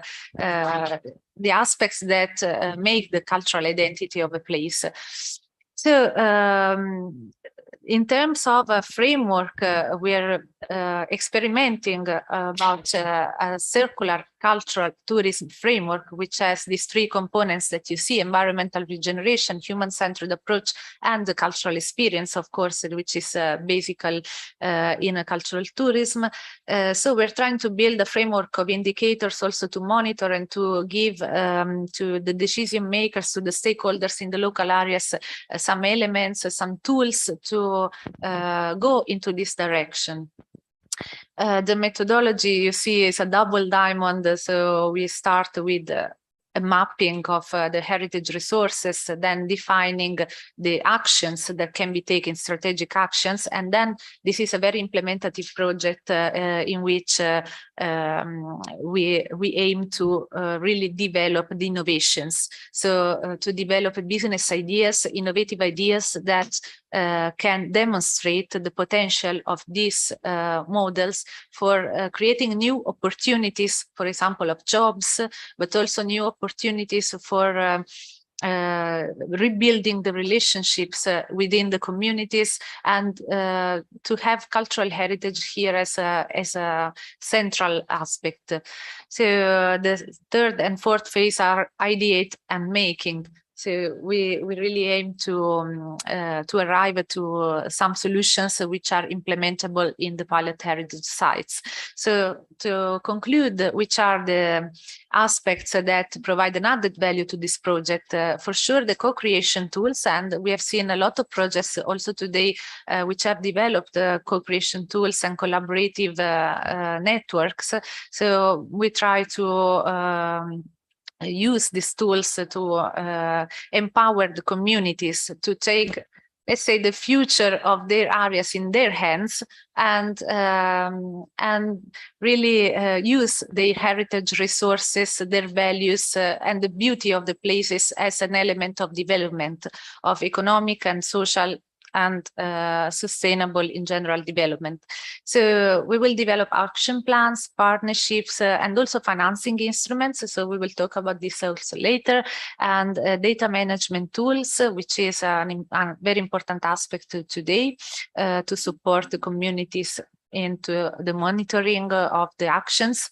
And we are building a learning platform at European level, which we aim to develop more and more. And my colleagues will talk about this community that we're building after me. So here are basically our 6 pilot heritage sites. And we're building this community of interest with many other partners in Europe, and some are today with us. So I hope that I managed to shorten of 1 minute only. Sorry. Okay, thank you very much.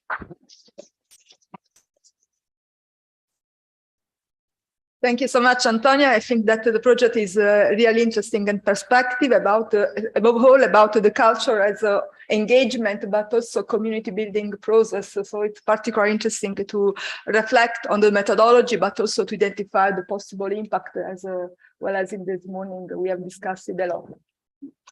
Next speaker is Gaia Marotta of the European Regions Research and Innovation Network. Her presentation as building a community of innovation in circular cultural tourism. Thank you so much, Gaia. Thank you very much. And I promise I will be short. So, not working.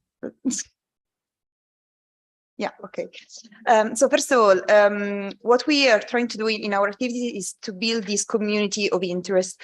The community of interest should be like community of passionate regional representatives committing to shape the future of their cultural tourism in their territory.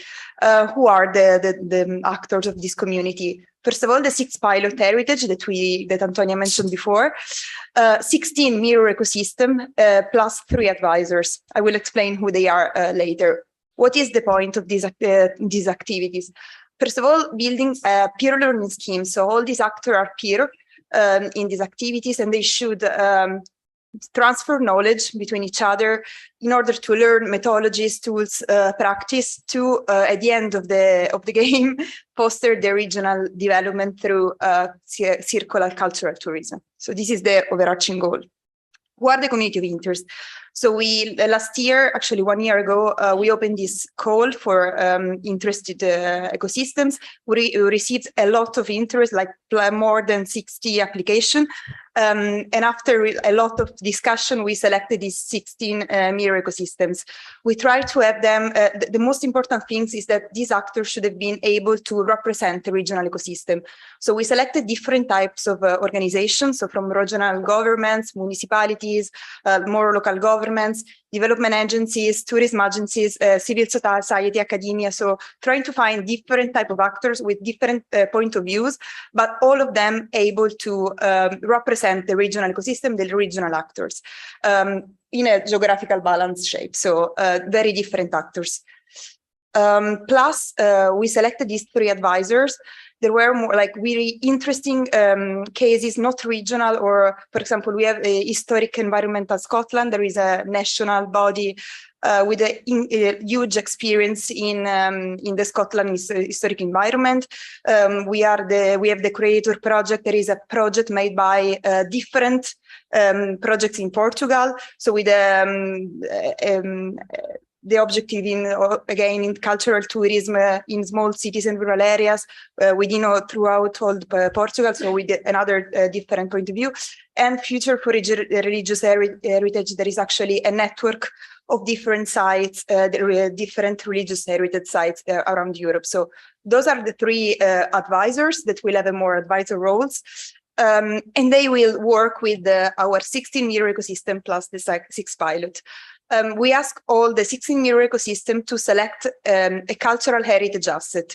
As you can see there, some of them selected like cities, some of them selected a museum or a really specific asset. Some of them selected also more intangible cultural heritage. There's one of the mirror that select the language, for example, or the history of their territory. Others selected, for example, a geopark, so more concrete, natural type of resource, castles, museums. So it's really, really different type of cultural heritage in order to have a really particular exchange, so with different point of view and different activities and experiences. We started the activity with a series of interviews. I will not go through all the discussion we had with them, but the idea is to demonstrate that they can represent a regional ecosystem, define a challenge related to circular cultural tourism, define a current strategic planning, ideas, future perspectives, define a type of cultural heritage, describe the asset, have a specific goal and link that to urbanization. So what we mean by urbanization, the linkage between what they underline as a particular heritage site or heritage site and the European history and culture, in order to have this, to develop this narrative around Europe of things that we have in common and we can discuss. And to showcase your ongoing project, best practices and ideas. You can have, in our website, we have a dedicated webpage for all of the 16 ecosystems. So I really recommend you to go through them because they are really interesting cases and ideas. And in this slide, I just wanted to underline some of the common challenges that they have shown up during the interviews.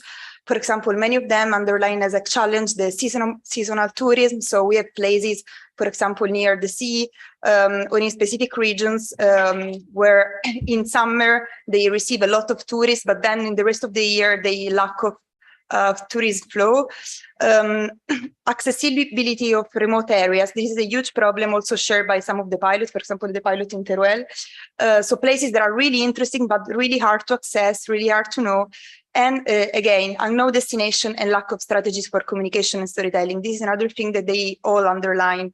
They have really interesting places and things that would be interesting to visit. But for example, they are close to a more famous place, so they are known, or they are really lacking of strategies for communicate and make the public known about their assets. And this was another analysis that we made. So there are common strategies among the 16 major ecosystem. One is, for example, the strengthening of local cooperation among the local actors. So starting from the local ecosystem, put all the actors together to co-design in a human-centered approach what are the strategies. And we have an amazing case here from the Sciacca Museum of Sciacca. So she will, among them, so she will present the case after. Use of digital apps and augmented reality and other strategies to make the public more aware of their assets, and the boost of sustainable and circular tourism. Of course, there's one of the pillars of our project. Again, I will not go through all the topic. You can find everything on the website in our deliverables. Just to give you an overview of what we have done in the first year. So we had this peer learning scheme we call the events, the community conversation. We invite the pilots and the mirrors and the advisor together, and we ask the pilots to, let's say, report on what they do in their local ecosystem. So the 6 pilots have organized 3 rounds of local workshop involving their community, their local ecosystem, in order to co-define this local action plan. So one side, we ask the pilot to share their activities with the mirrors. And then we ask the mirrors to listen, have this kind of peer learning activities where they discuss together what they have done and present some best practices, point of view. So we had the focus on inclusion of the local communities, another one on how to align bottom-up communities plans with previous strategies. We will have one in July on how to draft an action plan and the new ideas after COVID on how to relaunch the tourism projects. And in September, we will have all the mirrors coming together with the pilots in Brussels to a policy lab in order to draft recommendation to how to achieve more circular cultural tourism plans. So, okay, I will finish here. Thank you so much, Gaia. I think that your the different selection of ecosystems is particularly interesting, also because it's a sort of a network of cultural ecosystems that combine a different interesting point of view, but also some specific application of cultural heritage enhancement. So really, thank you. And now the next presentation is Anna Salvaggio. And she is one of the testimonial of one of the different cultural ecosystems. She's of community cooperative identity and beauty in Sciacca, and her presentation is the experience of Sciacca 5 Senses Open Air Museum, the role of local community networks for a circular, human-centered and cultural tourism. Thank you so much. Thank you. Good afternoon to everyone. It's firstly a great pleasure to be here and to represent my community, and all the speeches that there were before, and I'm sure the speeches that there will be afterwards were extremely interesting and stimulating. When all of you pointed out about, for example, the leverage that has to be between democracy and this kind of projects, about the sustainability, about what has to be measured, especially the different speech about impact measurement. This is something that we are extremely interested about, because we are involving a lot of people, but then to really have an overview of the impacts that we're having in the environmental, social, and economic point of view is huge challenge, not just for us, but in general, to assess each project, how effective it is in creating impact. So today, I'm the name of our community cooperative really calls a lot of speech, because we are the 5 Senses Open Air Museum, meaning that we are a widespread museum where in our city, the ancient entrance gate are the entrance and the entrances of this museum. The roads are the corridors. The squares are the display exposition rooms, and then the windows of the residents and the windows of the shopkeepers are actually the display cases through which showcase what we believe is our true treasure, our traditions and our heritage and our people. And this open air museum is managed by the governance is community cooperative, which means that everyone in the community can be an associate, and its name is Identity and Beauty. So it is based upon the identity of the place and the beauty of the place. And it is the first community cooperative that is actually official in Sicily. Grazie mille. No problem. Okay, so first, just to start, what we wanted to achieve when we started.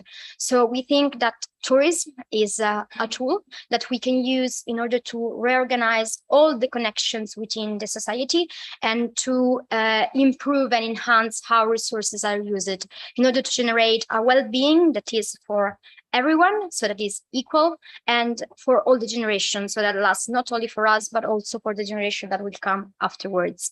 And the well-being for us is not just economic, and it cannot be just economic, but has to be also human, social, and environmental as well. Just to give you a little bit of context, where are we? We are in Sciacca, which is a town in the south of Sicily, in the province of Agrigento. You might know it for the Greek temples that are UNESCO heritage.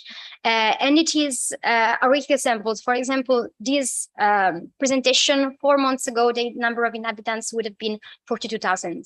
So in the new stats, it went down to 38,000. Why?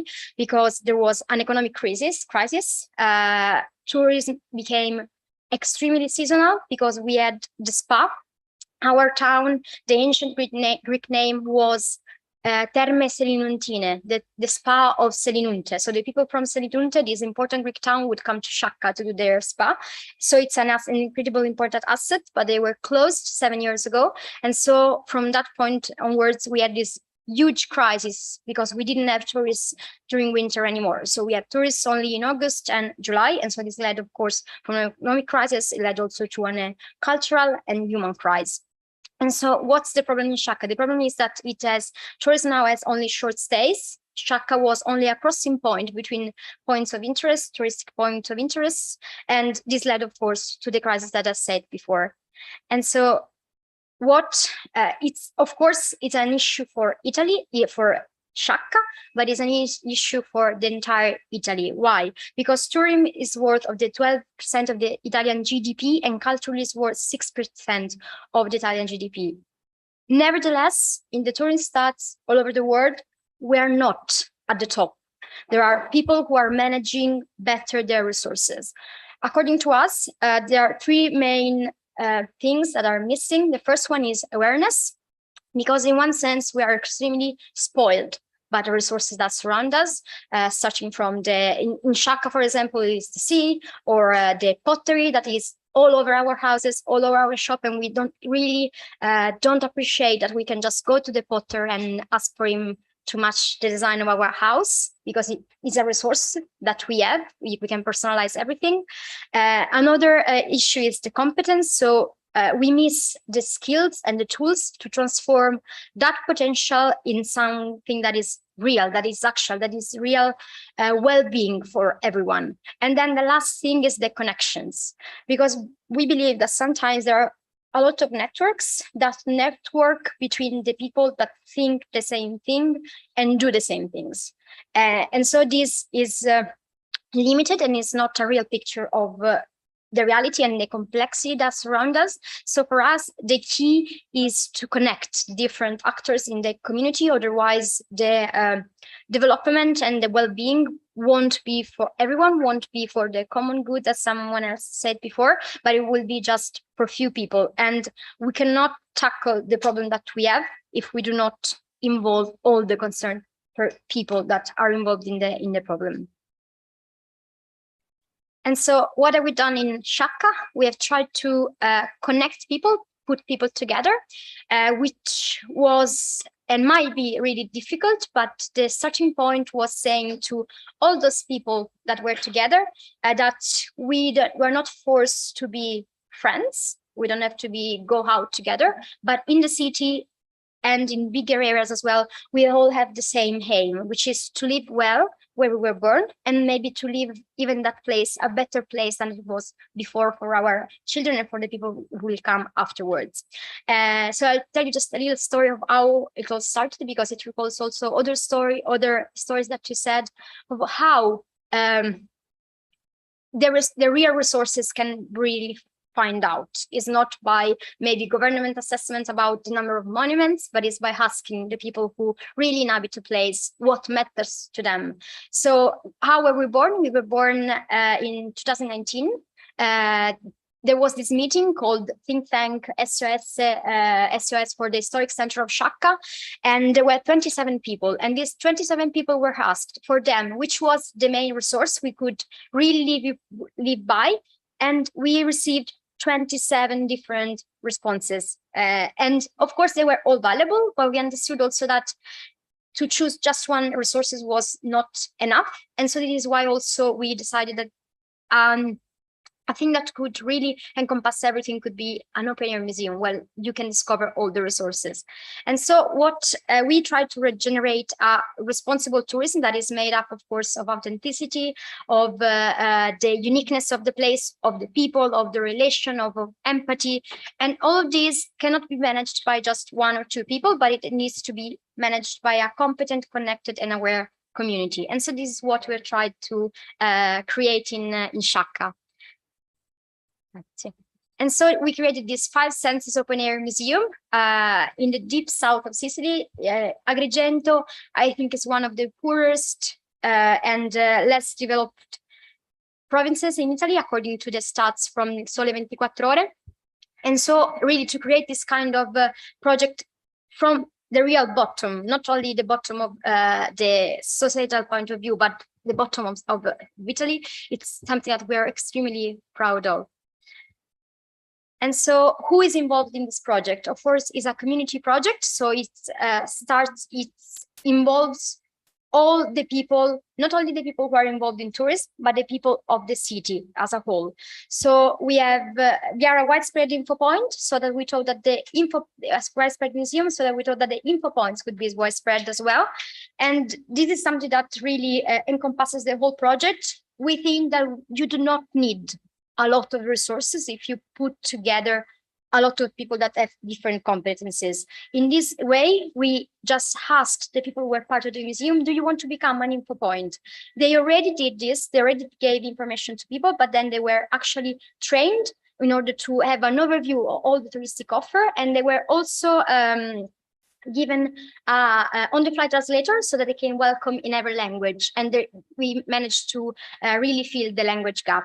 And so then we have 116 businesses, which really go from the pottery artisan to restaurants to accommodations. And then we think that we cannot create new things where things of the past, where there are already in place stuff that are really struggling to make a difference. So the starting point was involving all the associations that were already in Sciacca. So from 48 cultural and philanthropic association in a city of 38,000 inhabitants, you can really see that there was this will to make something good for the whole city. And so we put together these people, which wasn't something that it wasn't done before, because they were all maybe competing one between the other, while once the resources were put together, it was a richness for everyone.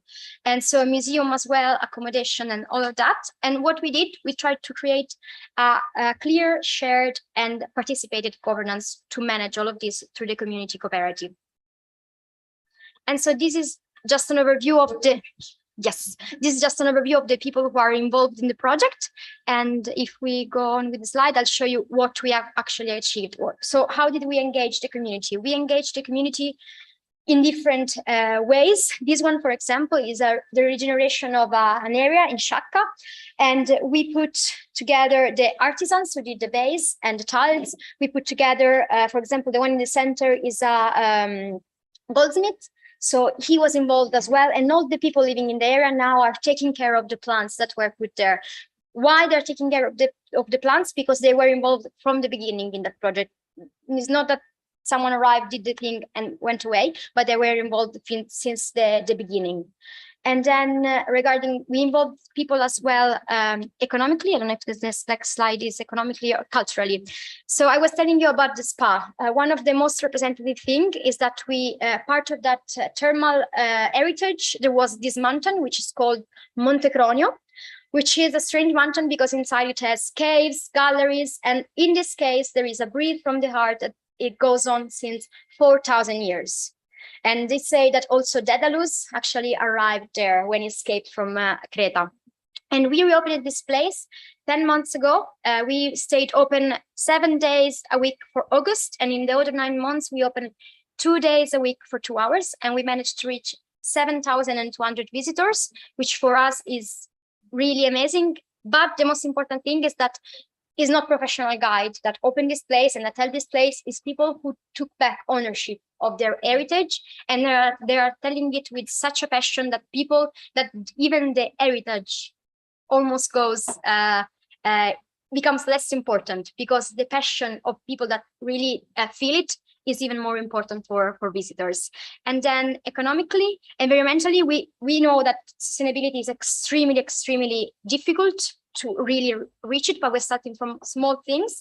For example, we are replacing all the accommodations facilities that we have. There are 27.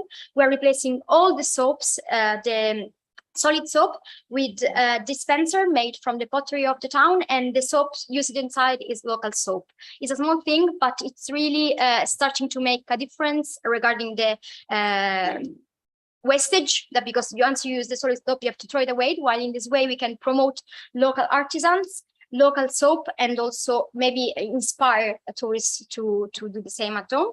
And then lastly, economically, in the first 6 months of 2022, we managed to bring 11K of revenue to the artisans regarding the experiences where they wouldn't do any kind of experience. So what we did is we create 50 experiences, and you can not only see what we are, like ceramic, coral, or fishing, you can actually do it. And this really creates a relationship between the people and the tourists that we consider temporary citizens. Same thing for the B&Bs. We managed to create 17K of revenue, new revenue for people, because we managed to attract also businesses, smart working company to be with us. And we were selected as well by Banca Ifis in order to study the impact that beauty can actually be on people well-being. And then just to conclude, we think that tourism and community cannot be detached, cannot grow separately. As you said before, a lot of speakers have said before, we have to consider everything as a whole and work together, otherwise we will not achieve the sustainable well-being that we want to achieve. Grazie.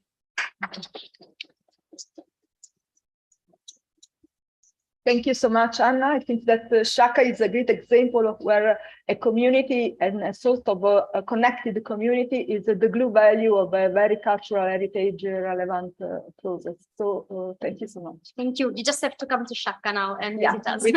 With great pleasure. Thank you so much. Thank you.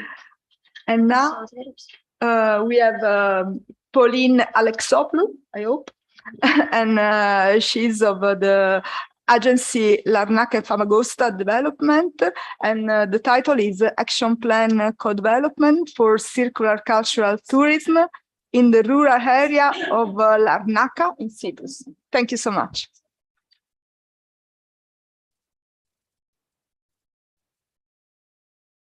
So good afternoon to everyone. My name is Pauline Alexopoulou and I come from Cyprus. I represent Larnaca and Famagusta Development Agency. And today I will present you the process for the development of the action plan for circular cultural tourism for our pilot area, which is rural Larnaca. Okay. So let me travel you to Cyprus and more specifically to our area, Larnaca, which is the Cyprus' oldest soul. It is the longest continually inhabited region of the island with history that dates back 10,000 years. Hundreds of years contrasting civilizations, architecture and culture have left their mark on what has always been one of Cyprus' most important and diverse regions.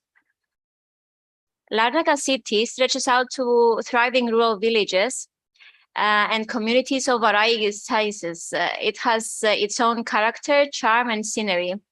The communities are active and in the cultural fabric of the region with annual festivals, museums, monuments, and tourist attractions, as well as defining gastronomy and handcrafts that cherished and maintained. Here you can see the map of Larnaca with all the cultural and natural assets. The next slide. Thank you. So it has Larnaca area has approximately 150,000 of inhabitants and receives approximately 400,000 of visitors each year. Our pilot area is mountainous Larnaca, and it consists of 18 small villages with a population of approximately 8,000 in total. Most villages have less than 500 inhabitants and are villages that promote agrotourism and alternative experiences from seeing Neolithic settlements and other archaeological findings to savoring wine tasting and local delicacies or watching crafts such lace or pottery being made in the heart of their original homes. Our area has a rich tangible and intangible heritage. Here you can see the two Neolithic settlements, the Hierogidia and Galavasos Tenda. Also, our area has strong ties with Christianity, and that can be evidenced from the many monasteries and churches and a number of monuments of religious devotion that tell the story that our people's path to Christianity and in their deep faith from inception to the present day. Here is a few examples of our intangible inheritance, the Lefkara lace, the basketry and straw mat making, the red clay pottery, the pitoda or Venice lace, and the bread making tradition. Now that you have understood a few things about our area, let me explain you the process that we follow in the Be.CULTOUR project in order to develop a circular cultural tourism action plan. Since we are focusing on the circular economy, the action plan is also taking into account the 5 circular economy principles, that is rethink, innovate, revalue, reduce, and regenerate. As you can see in the graph, the core of our process is the stakeholders, those that have the knowledge of the area, the ones that will be the vehicle of the implementation of the actions, and will ensure sustainable tourism development for our pilot area. The first step of the process is to have a good context analysis that has been done with a collection of relevant data for our pilot area, but as well as input that came from stakeholders during the first local workshop. At the second local workshop, we focused more on the visions and goals and the main points raised for our area. Also, in the second local workshop, the stakeholders gave us their first ideas and solutions. The process ends with the third local workshop and the hackathon, where the stakeholders are going to be more into detail about their actions and measures, as well as the funding opportunities and monitoring and assessment of the action plan. Let me share with you the main challenges we face in our area. It's overexploitation of the high demand areas, high seasonality. Our peak season is also between June and August. We have overconsumption of water, electricity, and other utilities that put pressure on our natural resources. Therefore, we need sustainable resources management and adaptation on circular economy principles. We have a lack of database on cultural monuments and natural heritage sites. So there's no formal exhaustive list of cultural monuments other than those listed as an antiquities class A or class B. The visibility, accessibility of hidden, but also unhidden cultural elements, and the risk of overexploitation of assets, and no respect to the landscape and to the correct restoration practices. The collaboration, networking, and synergies, which are limited, and the low level of digitalization, innovation, and skills. Also, the negative impacts on the destination's image. In the second workshop, we get more in-depth analysis for our area with the points that we should pay more attention for developing a circular tourism action plan. The main points raised were the following. We clearly need to balance benefits and exploitation to ensure that tourism will improve the quality of life of the locals while preserving the local identities. Emphasis should be given on developing and promoting the value of local cultural without banalization for mass tourism. We must retain a balance between the restoration and the authenticity, and do not insist that all sites should be accessible by large coaches and group visits. We also enhance the enthusiasm of community leaders, so to promote monuments that are private properties, like old mills, olive presses, forges, which means that excellent examples of pre-industrial sites should be also promoted.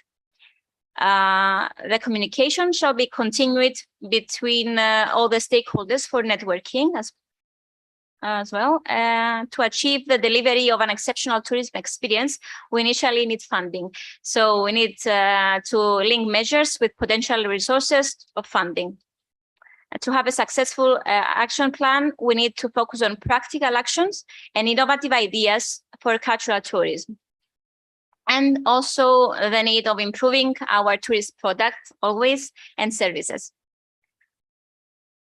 So then we had the hackathon call, an open call for passionate innovators to shape the future of cultural tourism through innovative services and or products for our area. And we received 5 very good proposals.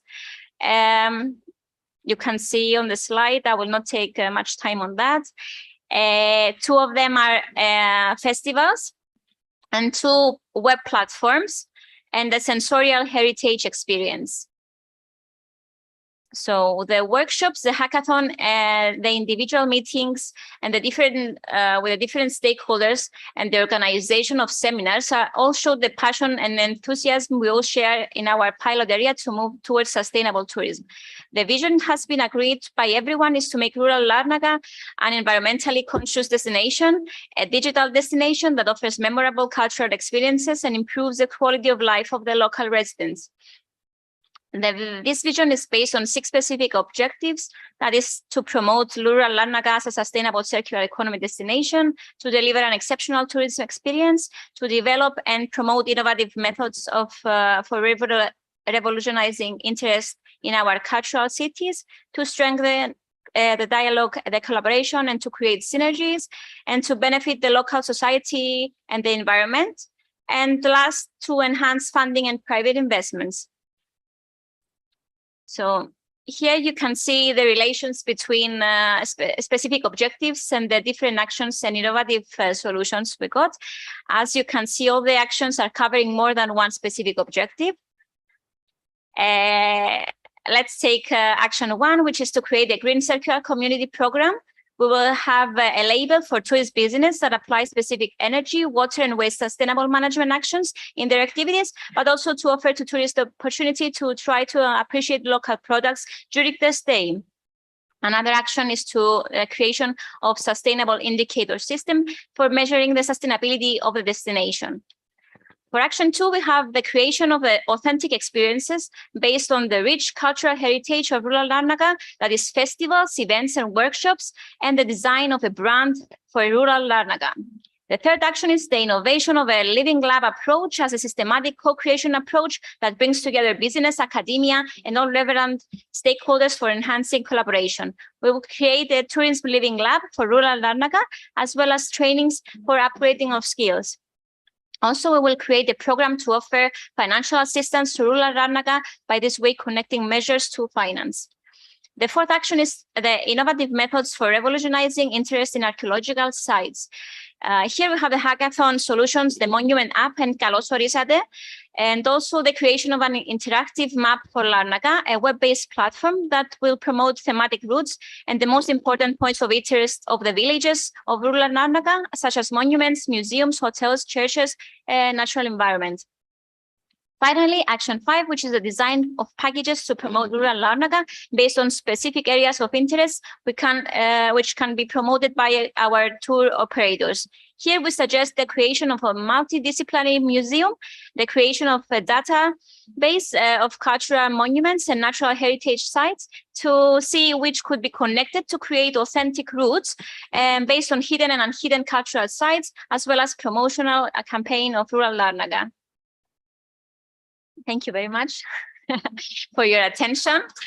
If we have a minute, we can play the small video just to see.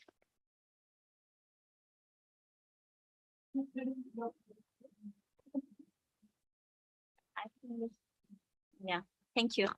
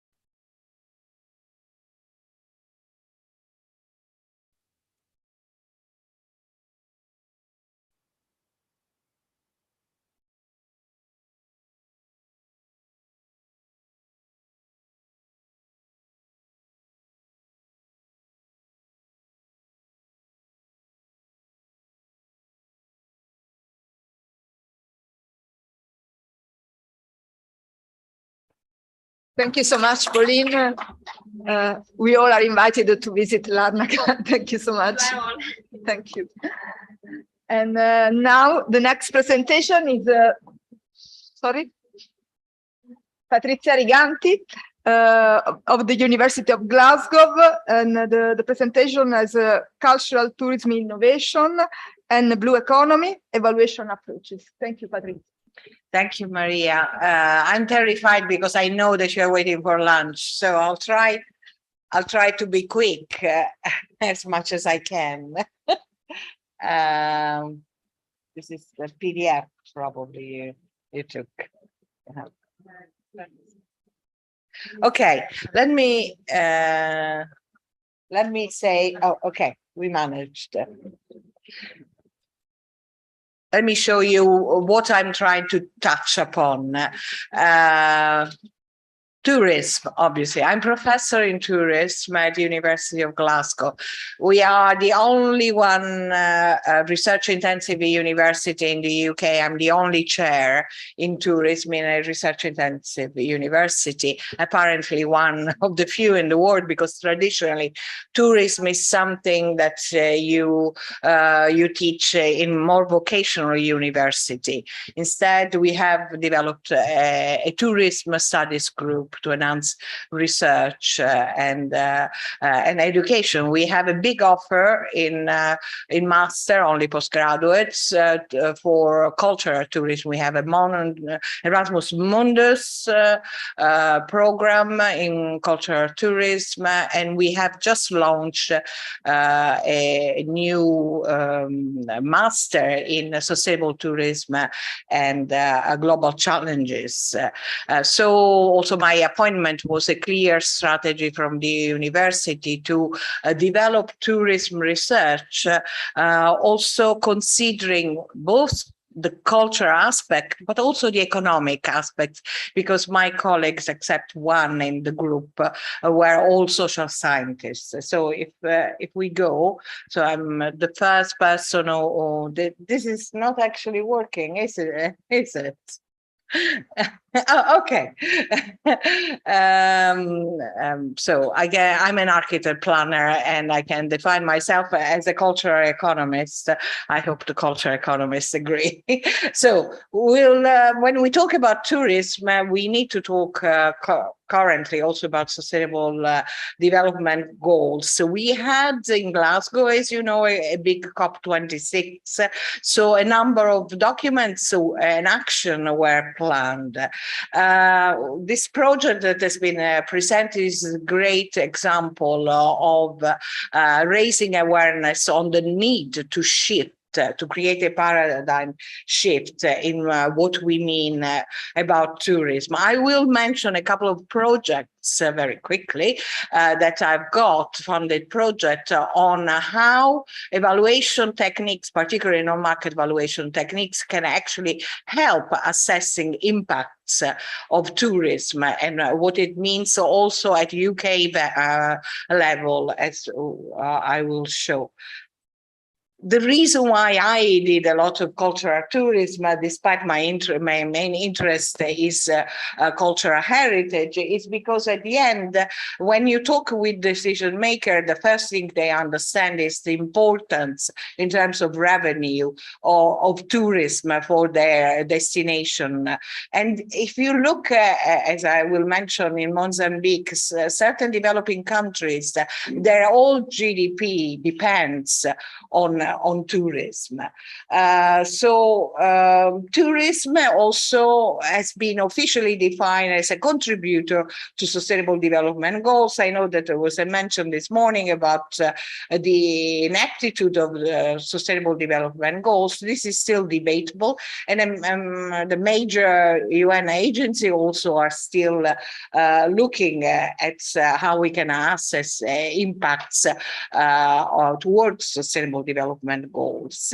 When we talk about tourism, we talk about over-tourism, especially in certain areas like Venice. But Venice is also the area where COVID showed very clearly that a change in the attitude towards the environment can have a big change in the ecosystem of the lagoon, in this case, who ever saw swans in Venice. So that's why also during COVID, a manifestation like this took place in terms of how can we make sure that unsustainable forms of tourism are taken off from the agenda. And this is what also COP26 has been discussing. I was invited to COP26, the Visit Scotland group, where we discuss about destination net zero. What is next? You know, you talked about tourism of proximity. This will not last long, in my opinion. So what Visit Scotland is trying to discuss is how can we offset, how can we then calculate carbon footprint. But as I discussed, this is very focused, you know, on some details. We need also to use all the wealth of valuation techniques that we have to assess different impacts. tourists, not only. And we need to make this shift that we are trying to do, looking at tourism as an ecosystem. You know, instead of the 5P, I mentioned 3P, people, planet, and prosperity, because we know that tourism is at the crossroad among communities. You know, again, Venice, tourists go home. That is the typical thing that Venetians say, and we have some Venetian here. How we use our resources, but tourism is also has a clear impact on mental health, well-being, and this is also something we are trying to account for. I have to say that Scotland is the second nation in the world that is using a well-being accounting. So it's big for us trying to understand this aspect. It's big also at UK level, where there has been developed a natural capital framework of valuation. In 2018, the Treasury identified also guidelines to say how can we value, how can we use non-market valuation technique to assess the value of the natural capital. The same thing is happening in the last years around the cultural capital.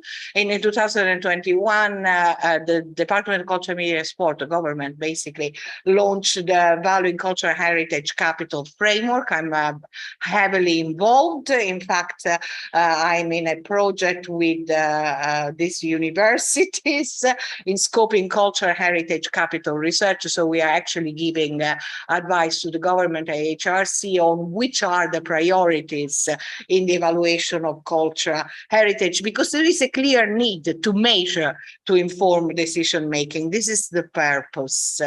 I'm also involved, we just started a big transcontinental project that looks at blue economy and tourism and recovery post-COVID. It's led by my university, and I actually lead the crucial valuation part, that is the application of non-market techniques to assess resident preferences for alternative recovery scenario post-COVID, because some of the communities that we have selected are highly dependent on coastal tourism, which is a key element, according to the World Bank, of blue economy. This is very linked to a project that I just finished, finance again from Arts and Humanity Research Council. One of the partners was UNESCO, so we are launching the final the report on valuing the social benefits of preserving underwater heritage, marine cultural heritage in Mozambique. And the aim was to develop a novel framework for heritage-led sustainable development. When we actually went on the field, we realized we wanted to increase pride and ownership, and we wanted to co-create solution. Unfortunately, COVID started, so our aim was an inclusive approach and to make sure that community could decide what to do, appreciate, learn how to appreciate. So to create this framework, eventually COVID struck, and we had to reduce the aim of the project. And one of the central elements was to value this underwater ecosystem. What I liked very much in this project is the clear continuum that underwater heritage has created in the blue economy between natural and cultural capital, and how basically the shipwreck have created an ecosystem that has enriched biodiversity. So fishermen start understanding the importance of preserving and not looting this heritage, because it also helps their livelihood. So we had a number of mixed method approach in that interviews, a research film, random stakeholders workshop, and a crucial element was our discrete choice experiment, a non-market valuation technique that we applied to assess alternative scenarios. The survey discrete choice experiment interviewed fishermen, residents, tourists, tour operators, and construction companies. A discrete choice experiment is when you actually create alternatives scenario and ask people to tell you what are the favorite against the status quo, and this was the case. We had quite a large sample, 554 people with various age and occupation. What at the end we identified is that for some attributes like increasing number of tourists, residents wanted a compensation. They were not willing to pay, while for other things like preserving biodiversity or avoiding degradation of underwater heritage, they were willing to pay despite the level of poverty. So this was the first study of this kind in Mozambique, and we showed that this kind of evaluation can be done if appropriately developed in every context, and how important is actually to feed this information to decision maker. There is a follow-up that is actually looking to transport or to co-create a framework similar to what the UK is trying to do, creating a framework in support of decision making using these techniques. So we are trying to experiment how this can be also developed at Mozambique level. So obviously the other work in which I'm personally engaged in different projects will help to compare situation from the global north and the global south. Did I manage? No, but you're welcome. That was the most difficult presentation.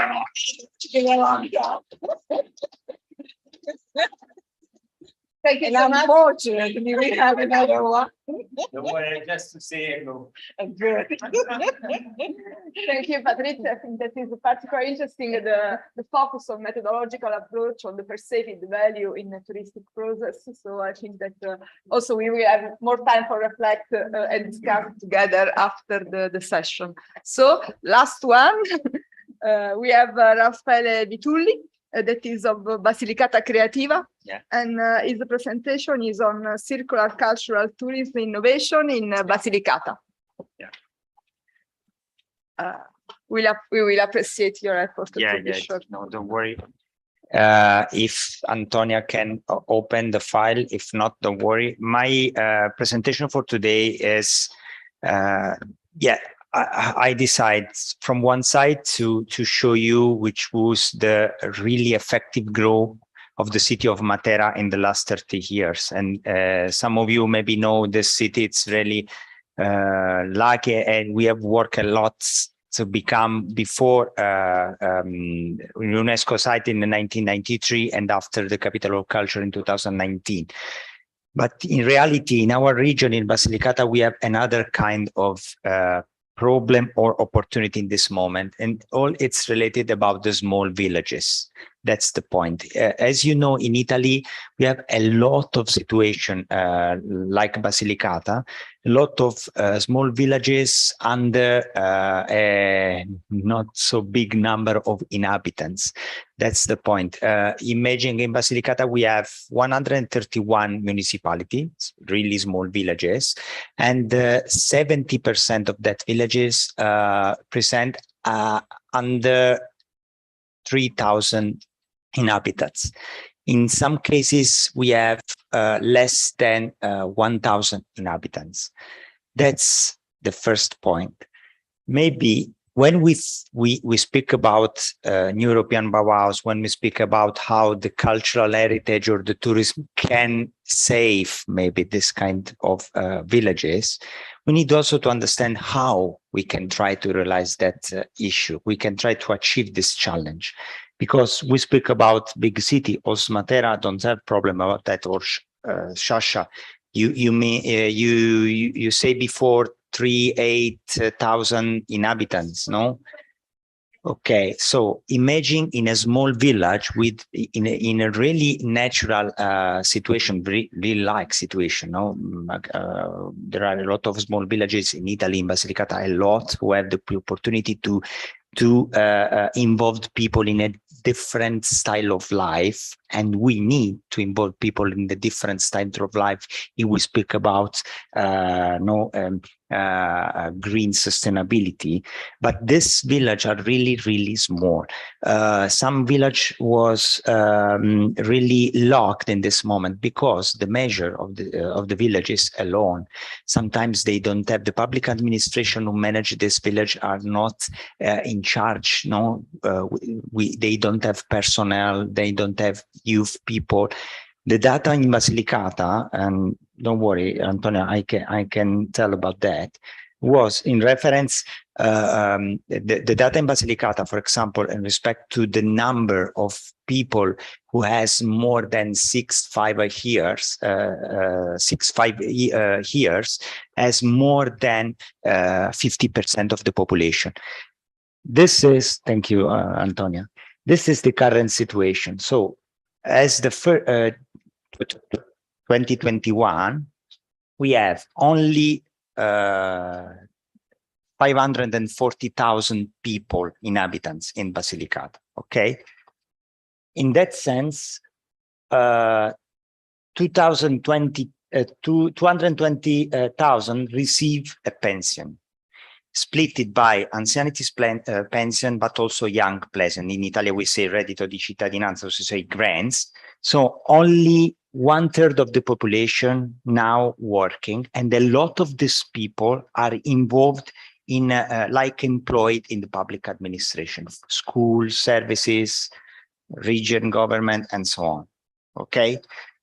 The younger in this moment, this is not a problem only in Basilicata. This is a problem in a different region, not only in Italian, but also in Europe. For example, there are a lot of regions in Spain who are really similar, no? If you look the data.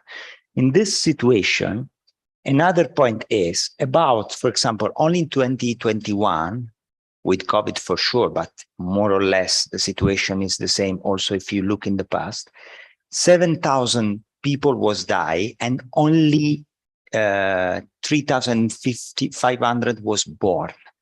Understand, this is really an unsustainable situation. And if you look in this kind of cities or small villages, they have a lot of empty houses or heritage. Last week, I went to a small village named Savoia di Lucania, less than 800 inhabitants. They was restored in a few years, in the last 3 years, a castle, very incredible. Also using the new technology, so virtual tour, very incredible. And the mayor of that place say me, please, these are the key, help us to manage that. But I'm not in charge to help them, because I need a sort of group of people who can bring the opportunity, but also the responsibility to create something in that village. Some example, only in Basilicata, no? Yeah, Matera, you know, but in these places, there are also some places involved in the pilot area of the Be.CULTOUR project. It's possible to transform the situation in this moment. We don't know if we need a long-term process, for sure. We know also in Matera, to transform Matera in a capital of culture, we have create this long-term process. But my idea now, our idea now is how we can accelerate this transformation, if it's possible, also thanks to the NEP philosophy.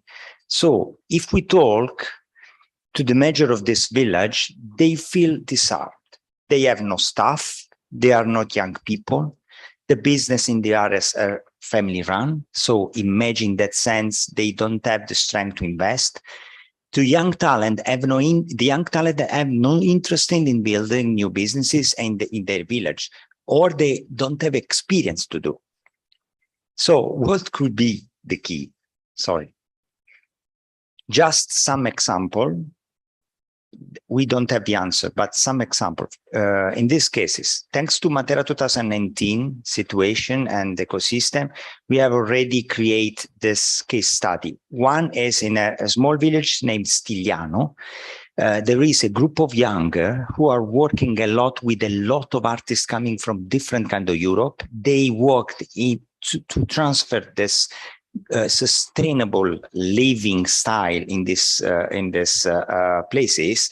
And for example, all the village was involved totally with this en plein air arts, from street art and so on. This is interesting because this connection with artists can start a process to involve people to live there. But this is really the starting point. Another point is which kind of people we can host, which kind of new inhabitants we can host in our places.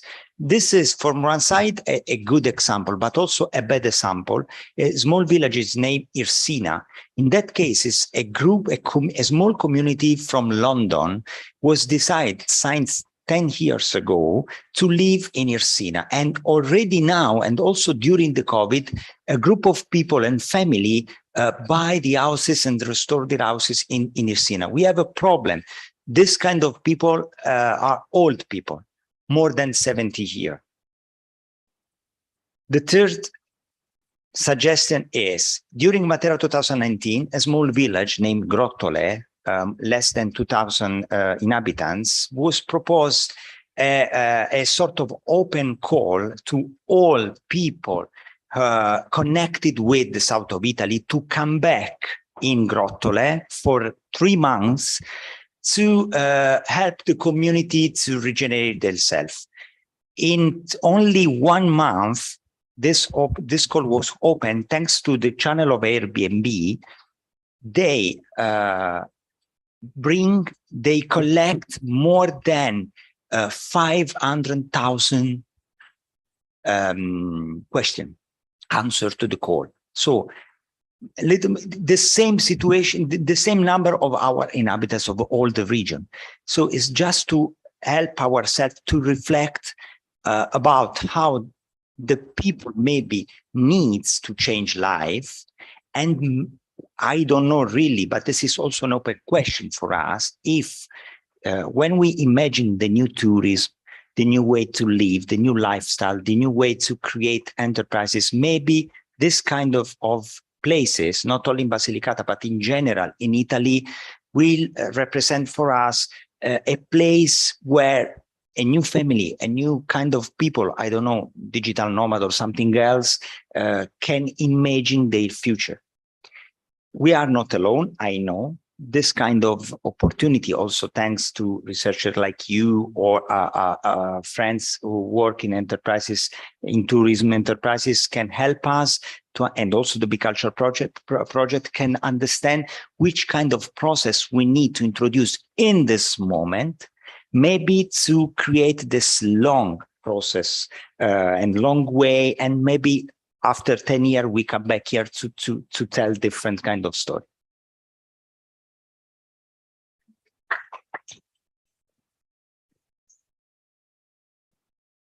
Thank you so much, Raffaele. I think that Basilicata is an experience in many different kinds, and is also a sort of island with a specific value that is related to its cultural heritage, but also to its community. So I think that a cultural heritage process needs to involve its community and to consider the values of this community as a relevant base to start. Absolutely. Thank you so much. And thank you to all of you for your patience and also for this very quickly session. But I hope that we will have during the lunch, very short lunch, so 10 minutes. The opportunity to discuss together. Many thanks to all of you. Thank you.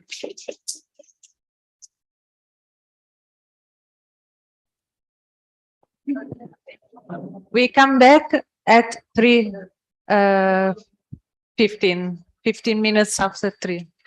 I hope.